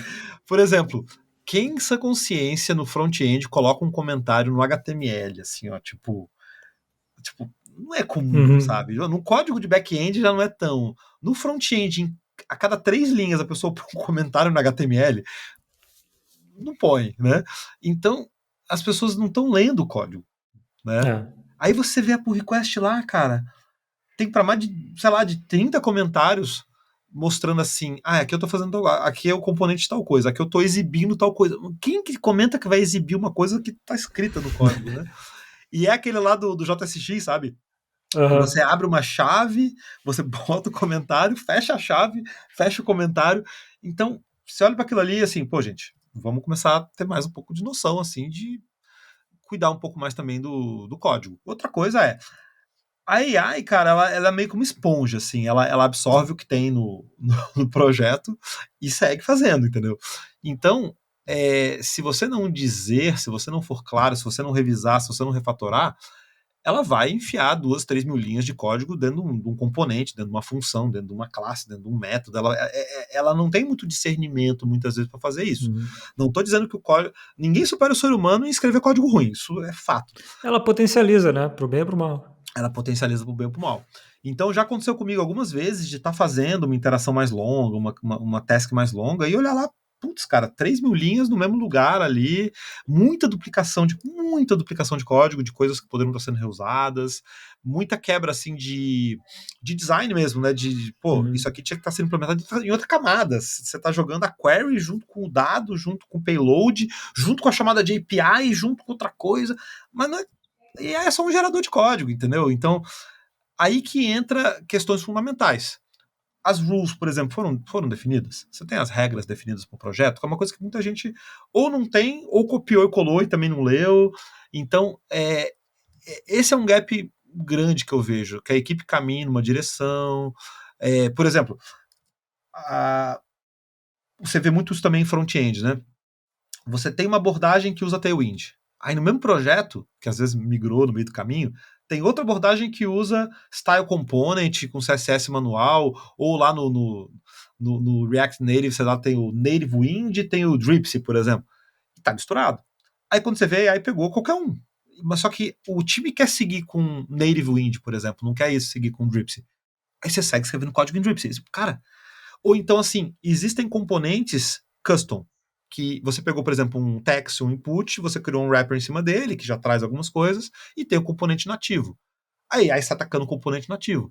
Mas como é que ela vai adivinhar se você não tem uma rule específica que diga não use componente nativo? Use componente text daqui, use button de lá, use rótulo de cor de lá, dessa paleta aqui, ícone vem daqui, não instale library que eu não peça. Então essas coisas talvez faltem no nível de time, para realmente Uhum. você evitar esse. E aí, junta com a falta de atenção, então você degrada muitas vezes a code base e vai para um caminho. Sim, Esse mas para mim é isso o desafio é, que eu vejo. isso é, é interessante também, porque eu penso assim nos dias de hoje, se a IA se perde, um humano se perderia também, Exato. provavelmente, porque não tem informação, né? A informação não está disponível. E aí, o que tu falou faz todo sentido, cara. A IA, ela foi treinada com a média de código da internet, que é É, ruim, né? No geral, é meio zoado, assim. sim. Então, quando eu estou desenvolvendo, cara, se eu vejo que ela se perdeu, eu já vi, cara, falta alguma coisa na minha documentação. Às vezes, até no próprio plano, eu digo, ó, corrige isso e bota aí, atualiza a documentação. Ela já faz e Isso. atualiza, Próxima vez, cara, e às vezes as pessoas pensam, mas eu tenho que estar toda hora botando documentação. Vai chegar um momento que tu já vai ter uma boa documentação lá, que a maioria das coisas vão estar resolvidas, né? E não é para ter tanta coisa lá também, né? Se a gente for parar para pensar, tudo isso aí vai para jornada de contexto. Então, o ideal é você ter o que precisa, de forma clara, objetiva. Por isso, evitar um pouco pegar coisas aleatórias, né? E a equipe, acima de tudo, discutir para concordar nas mesmas regras, né? Também se um pensar de um jeito, outro pensar do outro, é o que você falou, aí nem o ser humano entenderia, né? Então, e aí tem um processo também de revisão, porque muitas vezes é isso, né? Existe AI numa etapa do processo, implementação, mas não existe AI no outro processo, que é revisão. Então aí você fica com um processo incompleto e aí gera essa frustração. E eu escuto bastante, tá? Pô, fulano, olha só o código do fulano, jogou, nem olhou o código, né? Mandou de qualquer jeito. E aí, se você vai acumulando isso, cara, lá na frente você vai criar uma bola de neve que vai ser difícil de corrigir. Então, precisa ter esse bom senso também para não criar um passivo, não criar uma dívida técnica grande com a AI.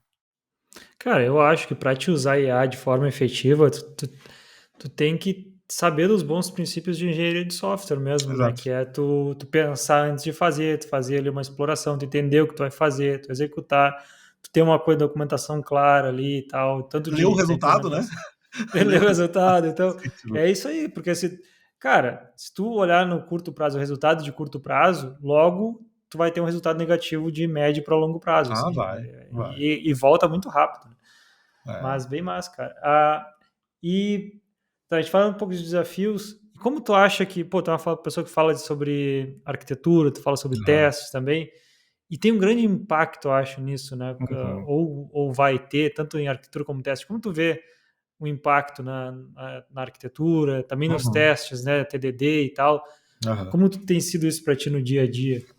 Em termos assim de arquitetura e design, é uma coisa que está muito relacionada com o escopo que você vai desenvolver, com o time que você tem, com o tempo que você tem para entregar, com o seu orçamento. Tem uma série de coisas com o próprio legado da empresa, né? Eu acho que tudo isso tem que estar muito alinhado. Então, ainda é um papel estratégico. E eu não delegaria estratégia para AI. Eu acho que não. Nunca é uma boa ideia, né? Então, a gente está usando a AI como um apoio na parte de implementação, muito na parte operacional. A estratégia, eu acho que você segue tendo que estar no controle, né? Então, você vai criar um projeto novo, você pode usar AI para gerar essa estrutura inicial, mas você tem que definir qual é essa estrutura. Você que entende no fim do dia qual é o escopo, qual é o resultado que você está esperando, qual é o throughput que você espera em relação ao volume de requisições que você processa por segundo, muda completamente. É isso que define se um projeto vai usar TypeScript ou Rust, né? Então, eu ainda acho que uma vez que você consiga definir, e isso não é uma coisa que você faz todo momento, salvo um consultor, alguém que está sempre mudando, né, de ambiente o tempo todo, numa empresa muito grande, ou que está indo de empresa em empresa, mas uma vez que isso está bem consolidado, que você está com um design adequado aos requisitos, que você confia na solução que você deu, aí para mim é definição realmente de rules para que a AI siga e um processo de revisão que confira. Isso estando bem feito, para mim tá legal. Eu não consigo ver a AI entrando ainda tanto nesse processo, senão na parte operacional, né? E os testes, eu acho que a AI justamente brilha muito nessa questão de teste, porque é uma coisa que as pessoas nunca tiveram paciência. Testar no nível de tanto faz de unidade, de integração, end-to-end, acima de tudo é um exercício de paciência. Então, assim, ninguém, ou pelo menos quase ninguém, tem muita dúvida de como fazer. Cara, é um cenário, né? Given when then, né? Esses são os dados, esse é o comportamento que eu vou invocar, esse é o resultado que eu vou verificar, mas é algo chato. É algo que exige disciplina, é algo que exige que você queira fazer. E a gente é ansioso, em geral, né? Eu sou ansioso, muita gente é ansiosa e quer ver funcionando. Viu funcionando, fechou, comita, já tem pressão, né? Já tem aquela pressão do dia a dia. Então, às vezes, você faz até um teste, mas faz um teste mais ou menos, pega só o básico ou nem faz, funcionou, você manda para frente. A AI, cara, ela tem a capacidade de gerar, e isso é um trabalho repetitivo, porque são cenários, então ela consegue muito bem entender o que ela fez, e aí não vai ser um TDD, né? Ela vai ter testes de aceitação, principalmente dentro da sua especificação, do seu prompt, do que quer que seja, e ela vai implementar esses testes todos para você. Mas você segue avaliando a qualidade desses testes. Está testando o que realmente deveria estar sendo testado? Se sim, eu acho que o TDD é um processo de construção de software. Ele não é um resultado. O resultado dele não é propriamente o teste, é o software. E a gente está construindo um software por AI. Então, deixa de ter sentido ter o teste antes, porque o teste antes servia para quê? Para que a gente, enquanto dev, gerenciasse o medo durante a programação e encurtasse o ciclo de feedback. Então, se eu tenho o teste na frente, eu faço só o que o teste diz que eu tenho que fazer, dou um passo. Faço só o que o teste diz que eu tenho que fazer, dou um passo. Faço um refactoring, não tenho medo, o que tem de teste garante que está funcionando, eu dou mais um passo. Então, é para a gente, como ser humano, construir software. Quando você vai para AI, é outra metáfora, é outra abordagem. Ela vai gerar aquele código com base no que você pediu, com base no que ela conhece, com base no que ela está observando, mas um dos entregáveis, um dos artefatos é o teste. Por que não faz sentido para a gente, como ser humano, na prática, escrever o teste depois? Porque um dos maiores valores do teste é justamente você não ter que, a cada meia dúzia de linha de código, dar um refresh, preencher um formulário, fazer um select na tabela, sabe aquele workflow de dia a dia que é chato, assim, que é pesado. O teste assume essa responsabilidade, apesar de muita gente não perceber isso. Mas o TDD ele encurta esse ciclo de feedback, porque o teste garante que está funcionando e continua funcionando. Se você joga o teste para o final, não tem problema. Só que você acabou, assim, criando o teste no final e perdendo tempo no início, do que você já poderia estar extraindo o valor do teste. A AI, cara, ela vai jogar aquele código todo lá, e o teste é justamente um checkpoint importante para garantir que o cara escreveu está funcionando de acordo com o que você imagina que devia funcionar. Então, na minha visão, perde-se essa metáfora do teste antes, que seria no first é o timely, né? É o teste antes. Perde-se um pouco essa metáfora, mas ainda assim o teste é parte absolutamente fundamental do processo e é algo que a AI brilha, porque ela é muito mais capaz que a gente em variar cenário, em entender como passar por todas as linhas da melhor maneira possível. Então eu acho que a AI potencializou muito essa questão de testabilidade assim, muito maior do que a gente é capaz de fazer, sem dúvida. Eu concordo, cara, mas vou te dizer que para mim, no início Aham. foi uma virada de chave também, assim, levou um tempo para. Eu sempre gostei muito de TDD, principalmente da parte de descoberta, né? Tipo, Tá. tu vai pensando sobre os cenários e a cada cenário a cada teste que tu coloca um comportamento novo Perfeito. naquilo que tu tá testando, né? E no passado, claro, hoje em dia a gente tem frameworks, tal, um monte de coisa que a gente já segue uma estrutura, mas no passado ele te ajudava até a fazer um design bom de código, lembra? Uhum. Pô, tu tem que aceitar as coisas por injeção e tal, Totalmente. O design era o é. maior outcome, era o Então, design. cara, isso era bacana. Só que aí com o IA eu comecei a ver exatamente isso. Eu comecei a ver que, cara, a IA, ela tá um passo antes. Eu posso dizer para ela os Exato. cenários, Isso. ela vai me dar de volta o código e os testes, e eu vou Perfeito. revisar os testes. Então, tipo, eu sei revisar um teste, sabe? É muito mais fácil revisar um teste se Claro. você tá dando o que é esperado ali do que até um código, às vezes. Então, cara, eu sei revisar muito bem o teste, que o teste Bom. está certo. E o que tu falou é verdade. Pô, e querendo ou não, a gente, cara, tu vai escrever os testes ali até chegar o momento que tu viu, putz, isso aqui tá seguro, Aham. né? E aí, com o TDD tu escreve um pouco mais de teste, mas quem escreve o teste depois, escreve só o mínimo para passar, né? Que, tipo, ó, isso aqui Exato. tá o suficiente, vamos embora. E com a IA resolveu todos esses problemas, assim, eu tenho Isso. usado muito para teste, mas claro, tu não pode simplesmente, uma coisa que eu vejo também, que eu comento quando eu vejo nos pull requests, é as pessoas começaram a adicionar teste em coisas que elas jamais adicionariam antes. Certo. Uma coisa que é só configuração, por exemplo. Mas é É, de graça agora. Pô, para aí, cara. Quem é que vai tem que revisar tomar isso cuidado aqui? com isso aí também, É. exatamente. É. Aí qualquer uma coisa que tu muda, tu quebra um monte de teste inútil, assim. Pô, aí não, né? É sacanagem com os amiguinhos, né? Mas é interessante. Cara, e sobre a arquitetura, uma coisa que eu até já tinha te falado do tamanho das janelas de contexto, porque eu tenho uma teoria, que eu estou começando a deixar ela mais sólida, que tanto estrutura de código, design pattern, vai virar meio que commodity, assim, pela facilidade que a gente vai ter de refatorar as coisas no futuro.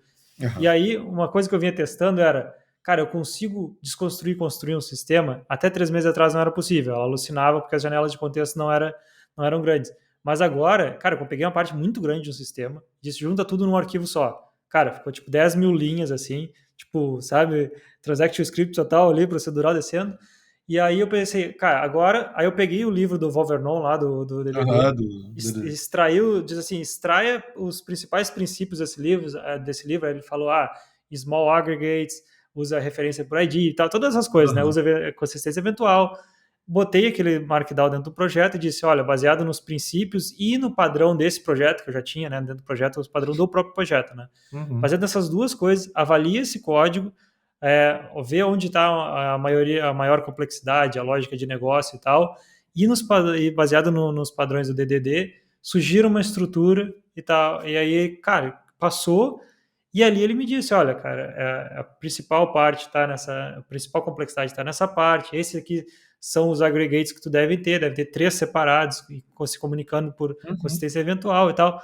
E aí eu fiquei pensando que, cara, obviamente eu não vou dar um prompt e abrir um pull request com 50 mil mudanças, mas eu consigo ter uma visão do futuro, Aham. entende? Coisa que, cara, era praticamente impossível a gente fazer um tempo atrás. Né? Tu sabe uma refatoração, tu ia fazer um pouco, testar, É. e aí o sistema ia ficar meio híbrido ali, talvez se tu errasse, tu ia trazer. Aham. Hoje tu consegue ir no futuro ver, cara, acho que isso aqui é o caminho que a gente tem que ir. E daqui a pouco, uma coisa que eu tô pensando, tu pode até fazer uma versão teste, cara, ok, implementa tudo isso, eu boto uma feature flag, eu vou permitir só para um ou dois clientes para mim testar em produção.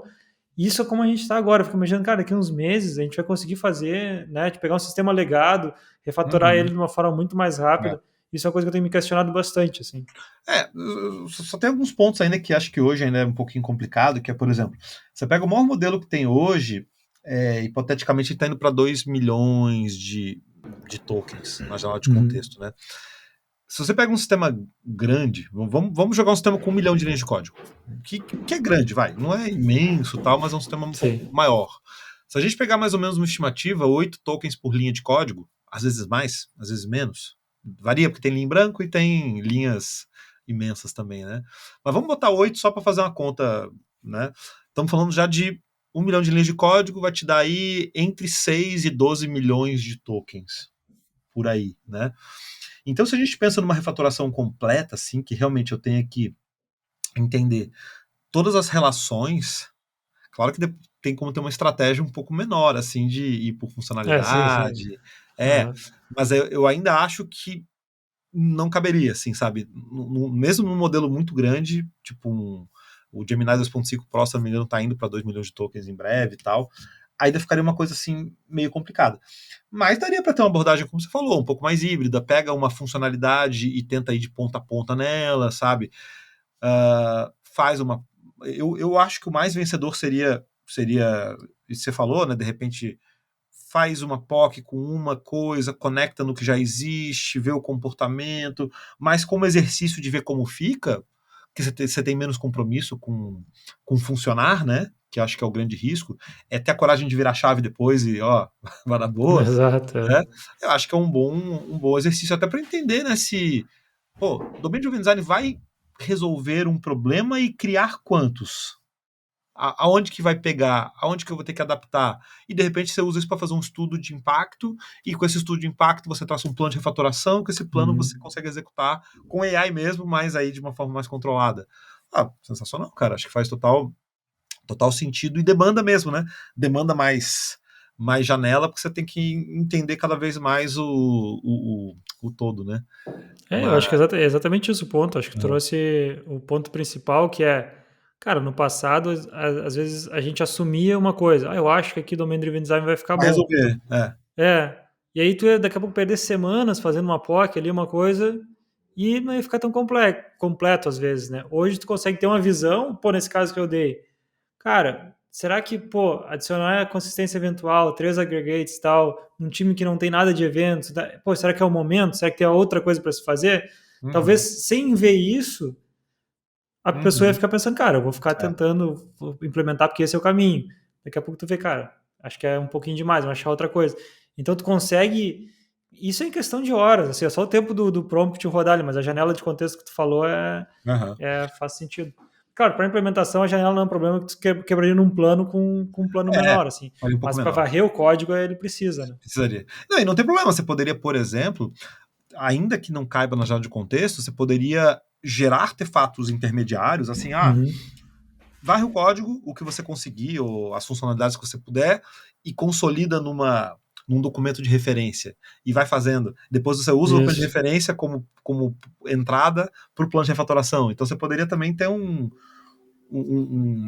alguma alavanca como essa para não precisar usar o código inteiro de uma só vez, né? Isso. Em sistemas grandes, principalmente. Mas acho que cada vez mais tem mais contexto. Tem a questão da alucinação também, mas como o propósito aqui é entender o todo, faz um certo sentido. Mas tem que olhar para ver o resultado. Não, não, Não vai exato, viajar óbvio, muito, né? exato. E outra coisa também dos testes, principalmente em código legado, Uhum. cara, tu conseguir gerar testes, né, ela entender Isso um sim. código, gerar um teste, pô, não tem nada de teste, começa a adicionar testes antes, dá uma segurança para te refatorar um código, né? Uhum. Independente se vai refatorar com IA ou não, pô, adicionar testes hoje em É. dia é muito fácil, assim, né? Eu até estava trocando uma ideia com o Pedro esses dias e ele até trouxe um caso, cara, que ele já trabalhou em alguns nichos, né? E um deles foi o nicho jurídico, em processos, né? Com advogados e tal. E aí, ao contrário do que a gente pensava, assim, tipo, pô, a AI vai brilhar em processo, né? Eu vou ler tudo, vou ler as leis todas, eu vou ler as jurisprudências, eu vou fazer tudo e vai sair um negócio perfeito. Aí ele assim, cara, tinha horas que eu via a AI inventando jurisprudência, inventando lei, interpretando a lei do jeito que ela queria. Então, assim, até certo grau parece que vai dar certo, mas ainda pega É. bastante. Então, por isso que ainda tem uma intervenção humana É que ela é substancial muito. É que nem eu estava nos te falando, testes. quando eu vinha testando antes, eu venho testando isso há meses já. Quando seria possível começar a fazer esse tipo de coisa. Uhum. E aí, antes, cara, o que acontecia era isso. Ela te dava uma resposta com certeza que tu ia olhar, mas, cara, isso aqui não tem Uhum. nada a ver. Teve um sistema que eu peguei, que é um sistema bem. Sistema que tinha umas regras de negócio bem complexas financeiras, Uhum. assim.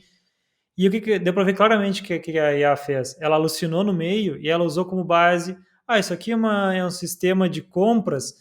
Uhum. No meu conhecimento de sistema de compras, as lógicas de domínio são essas. E começou a sugerir coisas que não existiam, Exato. sabe? Esse é o risco. E É. aí, quando tu entende, quando tu pensa, cara, tu tá me enrolando, né?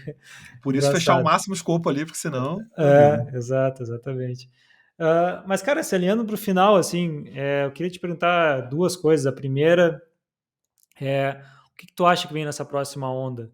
Para quem Uhum. quer se preparar e tal, o que olhar e como se preparar para 2026, que eu acho que vai ser um ano bem Aham. decisivo, assim. Vai. Decisivo não, mas um ano bem interessante, né? Porque a gente solidificou algumas coisas e agora é construir, né? O que tu acha?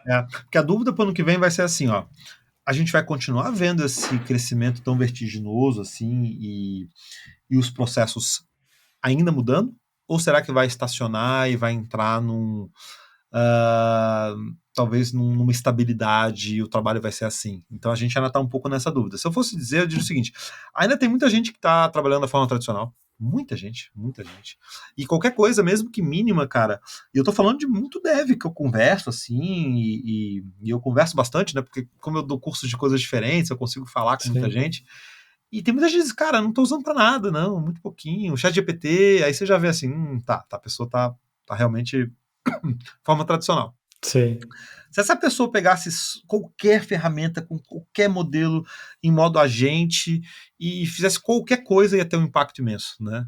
Imenso. Então, eu acho que vai seguir esse fluxo de mais gente experimentando, usando, entendendo e tal. Então, acho que a gente ainda tá na primeira onda. E eu acho que para quem já está um pouco mais avançado, o que as pessoas estão buscando cada vez mais, na minha visão, é paralelismo de tarefa, é especialização, é ter agentes que resolvam problemas mais profundos de maneira mais autônoma.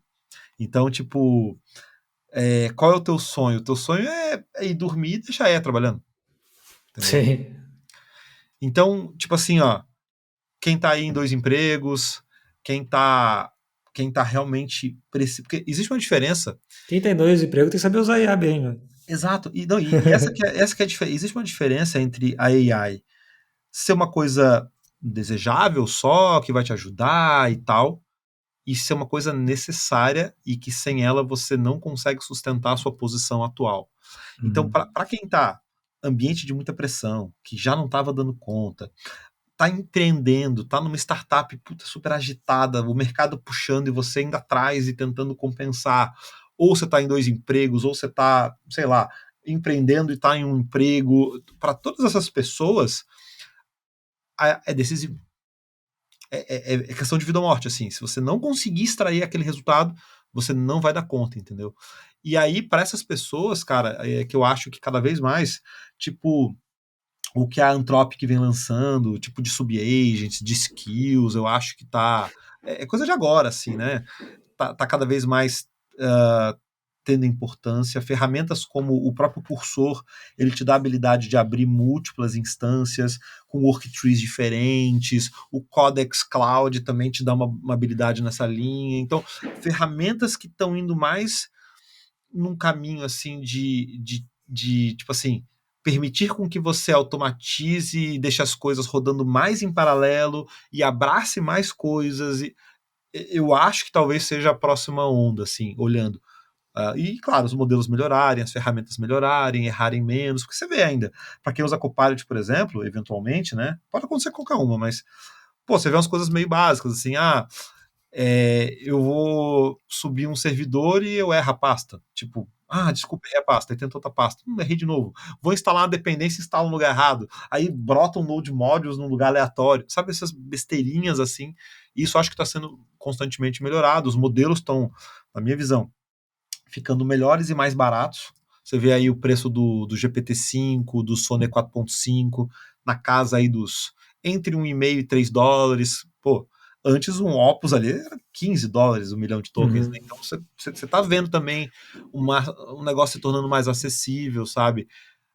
Então, por conta disso, eu acho que essa próxima onda vai ser muito focada nesse tipo de ferramenta, fora a evolução natural de modelo, né? Então, acho que para 2026 eu esperaria isso com uma adoção mais massificada das pessoas e aí vamos ver o que acontece aí no negócio, né? Eu concordo. Acho que se tu parar pra pensar essa Anthropic, né, do cloud e tal ali, Claro. eles têm que baixar, eles têm que conseguir resolver esse problema do custo, né? Eles têm que conseguir resolver o plano do preço, cara, senão não vira. Eu acho que o negócio do Opus, para mim, foi premeditado. Eu acho que eles pioraram voluntariamente o modelo. Mas assim, ó, Pode cara, ser. eu não tô dando conta de processar esse negócio com tanto reasoning. Eles deixaram o modelo mais lento, na minha opinião. Comparando, eu usava muito, cara, muito. E o Opus 4 voava e o 4.1 teve um decréscimo. E aí o Sony 4.5 veio resolvendo todos os problemas, que é um modelo mais barato. Me dá a impressão que assim, ó, cara, ó, usa isso aqui. Foge desse aqui, porque Sim, a esse gente aqui tá, tá, a gente tá gastando demais com ele. tá gastando demais, a gente tá perdendo. Não, e outra, né? Pensa, a empresa orientada a custo, ela olha lá uma fatura de $5.000 para pagar de AI, ela assim, opa, vamos para OpenAI, vamos para Google. Então eu acho que também Uhum. essa briga entre os providers de quem oferece melhor e mais barato, acho que também vai talvez acelerar um pouco mais. Massa. E deixando pro pessoal, então, para quem quer aprender IA, né, que eu acho que hoje em dia é mais que uma necessidade, né? É. E ainda é um momento muito bom, eu acho que é um momento muito bom porque já tem muitos padrões sólidos, né? Não é mais achismo, né? Tem bastante padrão Não. sólido. Não tá todo mundo usando ainda, então tu vai ganhar uma vantagem ainda, né? Tu tem É, uma grande vantagem num time, na empresa, mas ao mesmo tempo tem o desafio de que, cara, tem duas separações, né, que eu gosto de dizer. Tem quem é builder, quem está construindo ferramenta, e quem é dev usuário. E às vezes as pessoas se perdem um pouco nisso, se matam estudando um monte de coisa. O que tu diria para alguém assim que quer começar a ficar produtivo com IA, sem também cair muito no hype, se matar estudando e não conseguir progredir? O que é o fundamental? Por onde começar? eu acho que rolou assim uma confusão muito grande com a AI, né? Porque se você pega AI é um guarda-chuva, talvez um dos maiores na ciência da computação. Tem muita coisa embaixo dela. Então você tem desde algoritmos muito específicos, sabe? Backpropagation, de feed forward, de redes neurais, de sistemas especialistas, de arquitetura de transformers. Aí você começa a ter muita coisa que a pessoa acredita olhando de fora que, poxa, se eu não souber isso aqui, eu vou ser um impostor e eu não vou conseguir trabalhar com o AI. Mas peraí, o que você quer dizer com trabalhar com o AI? É programar com mais produtividade? Cara, esquece isso. Você simplesmente tem que saber o Uhum. quê? Você tem que tentar entender. O que é uma ferramenta, o que é um modelo, quais são as técnicas que você precisa para interagir com as suas ferramentas, entender um pouco de MCPs, né, que acho que é sempre importante, e entender qual o fluxo funciona para você. Se você tiver essa consciência, cara, você vai extrair muito valor e vai se blindar um pouco desse ruído, né? Agora, pô, você é um especialista, você é um pesquisador dentro de uma big tech, de uma universidade. O seu papel é ridiculamente diferente. Você também tem que escrever código, talvez, então você pode usar essas ferramentas todas que a gente falou e esses modelos. Mas se você não dominar as técnicas, por exemplo, pega uma arquitetura de Transformers como a gente vê hoje, é um quebra-cabeça imenso de coisas que vieram dos anos 80, 90, 2000, 2017, 2018, 2020, 2022, mais técnicas. Então é um grande quebra-cabeça de abordagens, né? Onde cada pequena abordagem dessa foi um pesquisador, uma pesquisadora que fez uma linha de pesquisa, que estudou, que escreveu uma tese, mas é outra proposta. Então, acho que a pessoa entender hoje que ela precisa se isolar um pouco das coisas que não fazem sentido. Por exemplo, até um tempo atrás, bota aí 15 anos atrás, você tinha soluções de speech to text, né? Ou seja, você pega um áudio e transcreve para texto. Cara, isso era feito com algoritmos específicos de redes neurais. Cheguei a trabalhar em empresas que faziam isso, então você tinha que ter um know-how em algoritmos específicos, em técnicas, em tipos de redes neurais, senão você não fazia. Gente que trabalha, por exemplo, com modelos de reconhecimento de imagem, sistema de monitoramento, placa de carro e etc. De novo, cara, você tem que entender de PyTorch, de TensorFlow, de qual é a rede convolucional, de que tipo, com qual base de treinamento, com qual fine tuning. Um arquiteto de soluções de AI precisa saber essas coisas. Mas, cara, você não deve, você está desenvolvendo tela em React e você precisa basicamente ter mais produtividade, tipo, não esquece isso aí. E foca em quê? Usar no dia a dia, basicamente. Nada substitui a sua experiência. Então, assim, primeiro, vá lá. Ah, se frustrou, não deu certo, tenta de novo. Ah, se frustrou, não deu certo, assiste um vídeo, contrata uma mentoria, um curso, participa de um evento, começa a ir atrás de informações, mas entendendo o que você precisa acima de qualquer outra coisa. Tenta de novo. Puta, não deu certo? Conversa com um colega, pega uma ideia. Ah, agora começou a fazer sentido. Vai usando. Aí você vai entender, puta, que modelo que funciona mais para você, que ferramenta, qual é a técnica, se é uma tarefa mais simples eu faço de um jeito, se é uma tarefa de front-end eu uso aquele MCP que vai integrar com Figma e vai me acelerar tal etapa do processo, mas é você com você mesmo até um certo ponto, né? E então, assim, não adianta a pessoa se desesperar e sair correndo atrás de um conhecimento que muitas vezes não agrega. Então, acho que primeiro você dá conta de onde você está, o que você precisa, para daí você também buscar informação e se relacionar com pessoas que estão vivendo o mesmo desafio que você, né? É, massa. Cara, concordo 100%, assim, e sinceramente, eu acho que não precisa muito tempo para te chegar num workflow muito bom, assim. Vou dizer que ali, cara, 10 horas, vamos Eu ia dizer falar assim, no exatamente total. isso, cara. É isso aí, cara. Eu agora até na nossa Bem conversadinho numa tarde, cara, assim, ó. boa tarde, Sentando bem ali, 4 horinhas, uma pessoa que tá aí já deu seus primeiros passos, já tá mais, né? Senta ali Que 4 quer horinhas, fazer, a pessoa que quer quer fazer, né? fazer, já tá tentando. 4 horinhas é um salto. 10 horas que você É, falou. 10 horas ali, ó, cara, você já tá num nível que a pessoa não é sozinha. é. Mais que isso, aí cai nos cenários que eu falei. Você vai ser um pesquisador, Uhum. você vai ser um cara de Big Tech, você vai ser um cara de universidade. Aí, meu amigo, é a formação longa, você vai. Conheço muita gente, cara. Conheço muita gente. Eu vim em ciência da computação, então passei por várias Uhum. etapas, formação longa. No primeiro cálculo de matriz, a pessoa já dá uma tremida, né? A derivada da função de ativação, assim, putz, e agora, cara? Mas você não vai usar isso para nada se você não for alguém que, de fato, trabalha Sim. com alguma linha de pesquisa específica ou criando solução específica. Mesmo essas aí, eu acho que hoje em dia já estou usando muito modelo pronto. Mas para todas as outras, cara, dia a dia, né? É. Tentativa, observação de resultado, se cerca de pessoas aí que podem te ajudar também a acelerar, né? Pô, Trocar isso é muito importante, né? experiência, trocar experiência, Uhum. cara, acima de tudo, né? E ficar antenado, porque tá mudando muito rápido, né? Tanto eu, tu, a gente dá curso nessa área. E, cara, o que você fala numa turma, às vezes na outra já é completamente diferente, na outra já tá diferente também, mas não, é que as coisas estão sendo lançadas. Toda semana tem Exato. coisas novas acontecendo. Então tá nessa fase ainda que você tem que se manter muito conectado, muito antenado. Mas, como a gente falou, né? Não é um bicho de sete cabeças. Eu acho que a melhor coisa é essa, né? Tu tá conectado com pessoas. Foi o que a gente fez no Tech Leads Club, a gente criou um Aham, grupo, e aquele grupo, tem um que é acadêmico, outro que trabalha mais com ferramentas e tal, a gente foi aham, compartilhando coisa. E é bem isso, assim.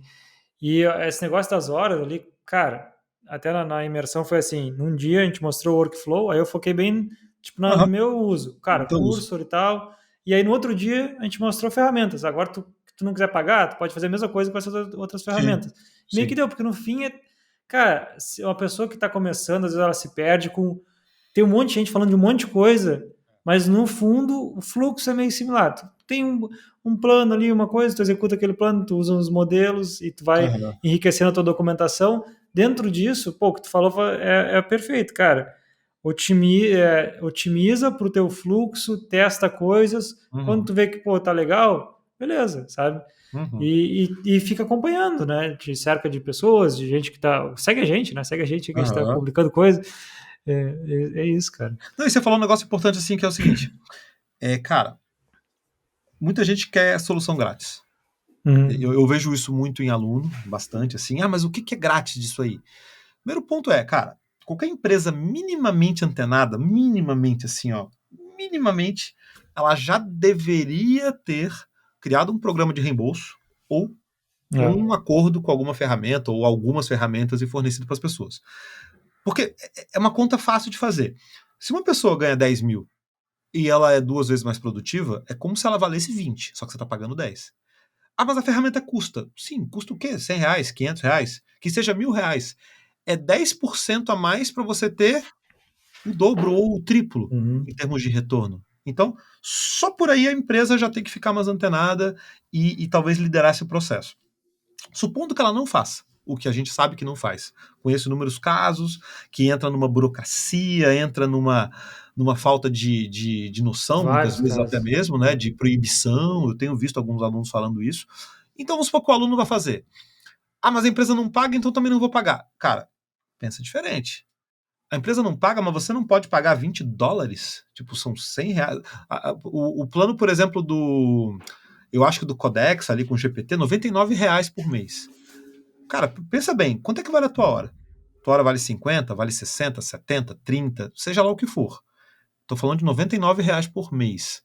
Para você ter uma ferramenta que vai, muitas vezes, dobrar a tua produtividade, quantas horas você ganha nessa equação toda aí?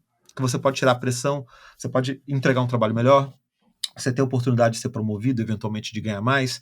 Se você quiser, você pode, já que é você que está fazendo esse movimento, cara, você pode de repente focar na tua saúde mental, você pode arrumar outro emprego, você pode fazer Uhum. um monte de coisa com esse tempo a mais. Então, eu não vejo problema nenhum.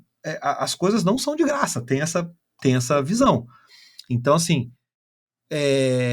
claro que você tem que decidir qual a ferramenta, qual o modelo, etc. Mas tem coisas que não tem erro. Pagar um plano de cursor, ou um plano de Cloud Code, ou um plano mesmo que seja de chat GPT que venha com Codex, ou, cara, é o básico, assim, você pode começar grátis com o Gemini CLI, que tem 1.000 requisições por dia, pode. Mas não tenha medo de dar o passo de pagar lá Uhum. os 100 reais, ou até mais, tá? Ou até mais, porque vai se reverter em benefício acima de tudo para você. Para você, seja você ganhando esse tempo para fazer o que você quiser com esse tempo, seja para você entregar mais e se projetar mais. E quem chega primeiro bebe água limpa, né? Daqui a pouco vai virar Exato. obrigação. Agora a gente está na transição e você pode É. brilhar ainda mais com isso, ou tirar a pressão de cima de ti, ou conseguir um outro emprego para complementar a tua renda, ou fazer o que você bem entender. Mas só não trava na questão de eu não quero pagar, porque daí é uma mentalidade, na minha visão, errada. A gente não tá, se a gente estivesse falando aqui de pagar o equivalente à metade do teu salário, a um salário inteiro, pô, aí tudo bem, aí é um investimento absurdo. Agora, tá falando em 100 reais. Hoje, se você pede uma pizza, é, se arrisca a sair 100 reais. Exatamente. Então, cara, tu não pode pagar 100 reais para você usar uma ferramenta que é o que tem de melhor na tecnologia hoje em dia, entendeu?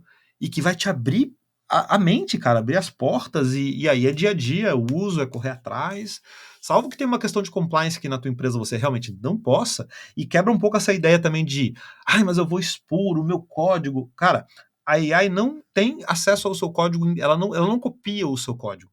Ela não pega uma pasta lá na OpenAI e grava o teu projeto e faz um clone do seu projeto. Não faz. O que acontece é que ela lê trechos do teu código, isso ainda vira um embedding, e isso não é, claro, se você não tem um plano corporativo, existe o risco, sim, em vários providers, disso ser usado como base de treinamento. Isso está em contrato. Aí tem que dar uma olhada no contrato de uso da ferramenta. Mas não existe uma correlação direta onde você vai expor diretamente aquele código. E vamos falar a verdade, a maioria das pessoas aqui não trabalha com nada que tenha uma patente muito importante, que tenha um disclosure tão assim agressivo. Então, eu me preocuparia com o seguinte, de ser claro com a empresa, olha, eu acho que a gente devia ir para um caminho onde vocês deviam contratar uma ferramenta, plano corporativo, com NDA, com tudo ali que tem esse tipo de plano, e ceder para a gente usar ou reembolsar, etc. Mas se não tiver, se mexe também, né? Corre atrás. Paga uma mentoria, vai num evento, contrata uma ferramenta, mas não fica fora desse Exato. momento, porque mudou. Não é questão de se vai, quando vai, já mudou, não tem mais volta. Eu já não escrevo código há muitos meses, o Valdemar também já deve estar nessa aí também, outras pessoas que a gente conhece. Já mudou, queira você ou não, mudou. Então, assim, você pode ser o último, ou você pode tentar ser um dos primeiros. Essa é basicamente a diferença. Exato. Cara, falasse muito bem, nem tem muito o que adicionar, mas eu acho que uma reflexão para as pessoas é, se tu é uma pessoa ali, no mínimo pleno, assim, já tem um salário ok, e tu Uhum, não tá querendo pagar uma ferramenta, provavelmente é um sinal que tu não sabe usar AI ainda. Porque se tu chegar ao momento que tu sabe usar, tu vê a produtividade que ela te dá e não é só, não pense só também putz, vou entregar muito mais rápido, é tu deixar de fazer coisa chata também, né? total. Tu potencializar a parte humana mesmo da coisa. Cara, se tu vê isso daí, não tem como tu não querer pagar ali para te ter o meu acesso ao melhor, assim, né? Porque é um Exato. impacto muito grande. Cara, eu uso, inclusive, eu estava escrevendo meu livro de arquitetura modular, usando muito chat GPT e tal, mas o chat GPT, cara, ele tá cada vez pior. E Uhum, agora eu mudei para o Cursor e eu uso o próprio Cursor com o Sonnet, porque, uhum, cara, ele lida muito melhor com coisas grandes, então ele consegue passar uhum. por todo o meu livro, Legal. consegue, putz, é sensacional, assim. Então, e tem uma coisa que está acontecendo que é isso, assim, não é só para coisas técnicas de código. Cara, pessoas do financeiro das empresas estão usando Cursor, umas coisas assim. A gente está vendo todo o mundo meio que vir para essas ferramentas e isso vai ter um impacto muito grande. Então, comecem a usar, paguem ali, porque vai ter um retorno, assim, né? Se não está tendo retorno, bota um pouquinho mais de esforço em otimizar o fluxo de trabalho. Tem bastante conteúdo, tem no meu canal, tem no teu, tem fazendo live Uhum. também, tem lá a imersão se quiser pagar um pouco. Então, imersão curso, né? Então, assim, tem muito meio bom eu diria, que nem de novo ali, cara, 10 horinhas, tu muda, eu acho que a tua vida, Exato. né? Para Concordo. chegar num momento bem efetivo. Branas, cara, muito obrigado. Eu vou deixar o link aqui do teu curso também, vou deixar aqui o do nosso, para quem quiser dar uma olhada lá. E como o podcast vai sair em algum momento, provavelmente vai ter ou não vai ter turma aberta, aí a gente vê. Boa.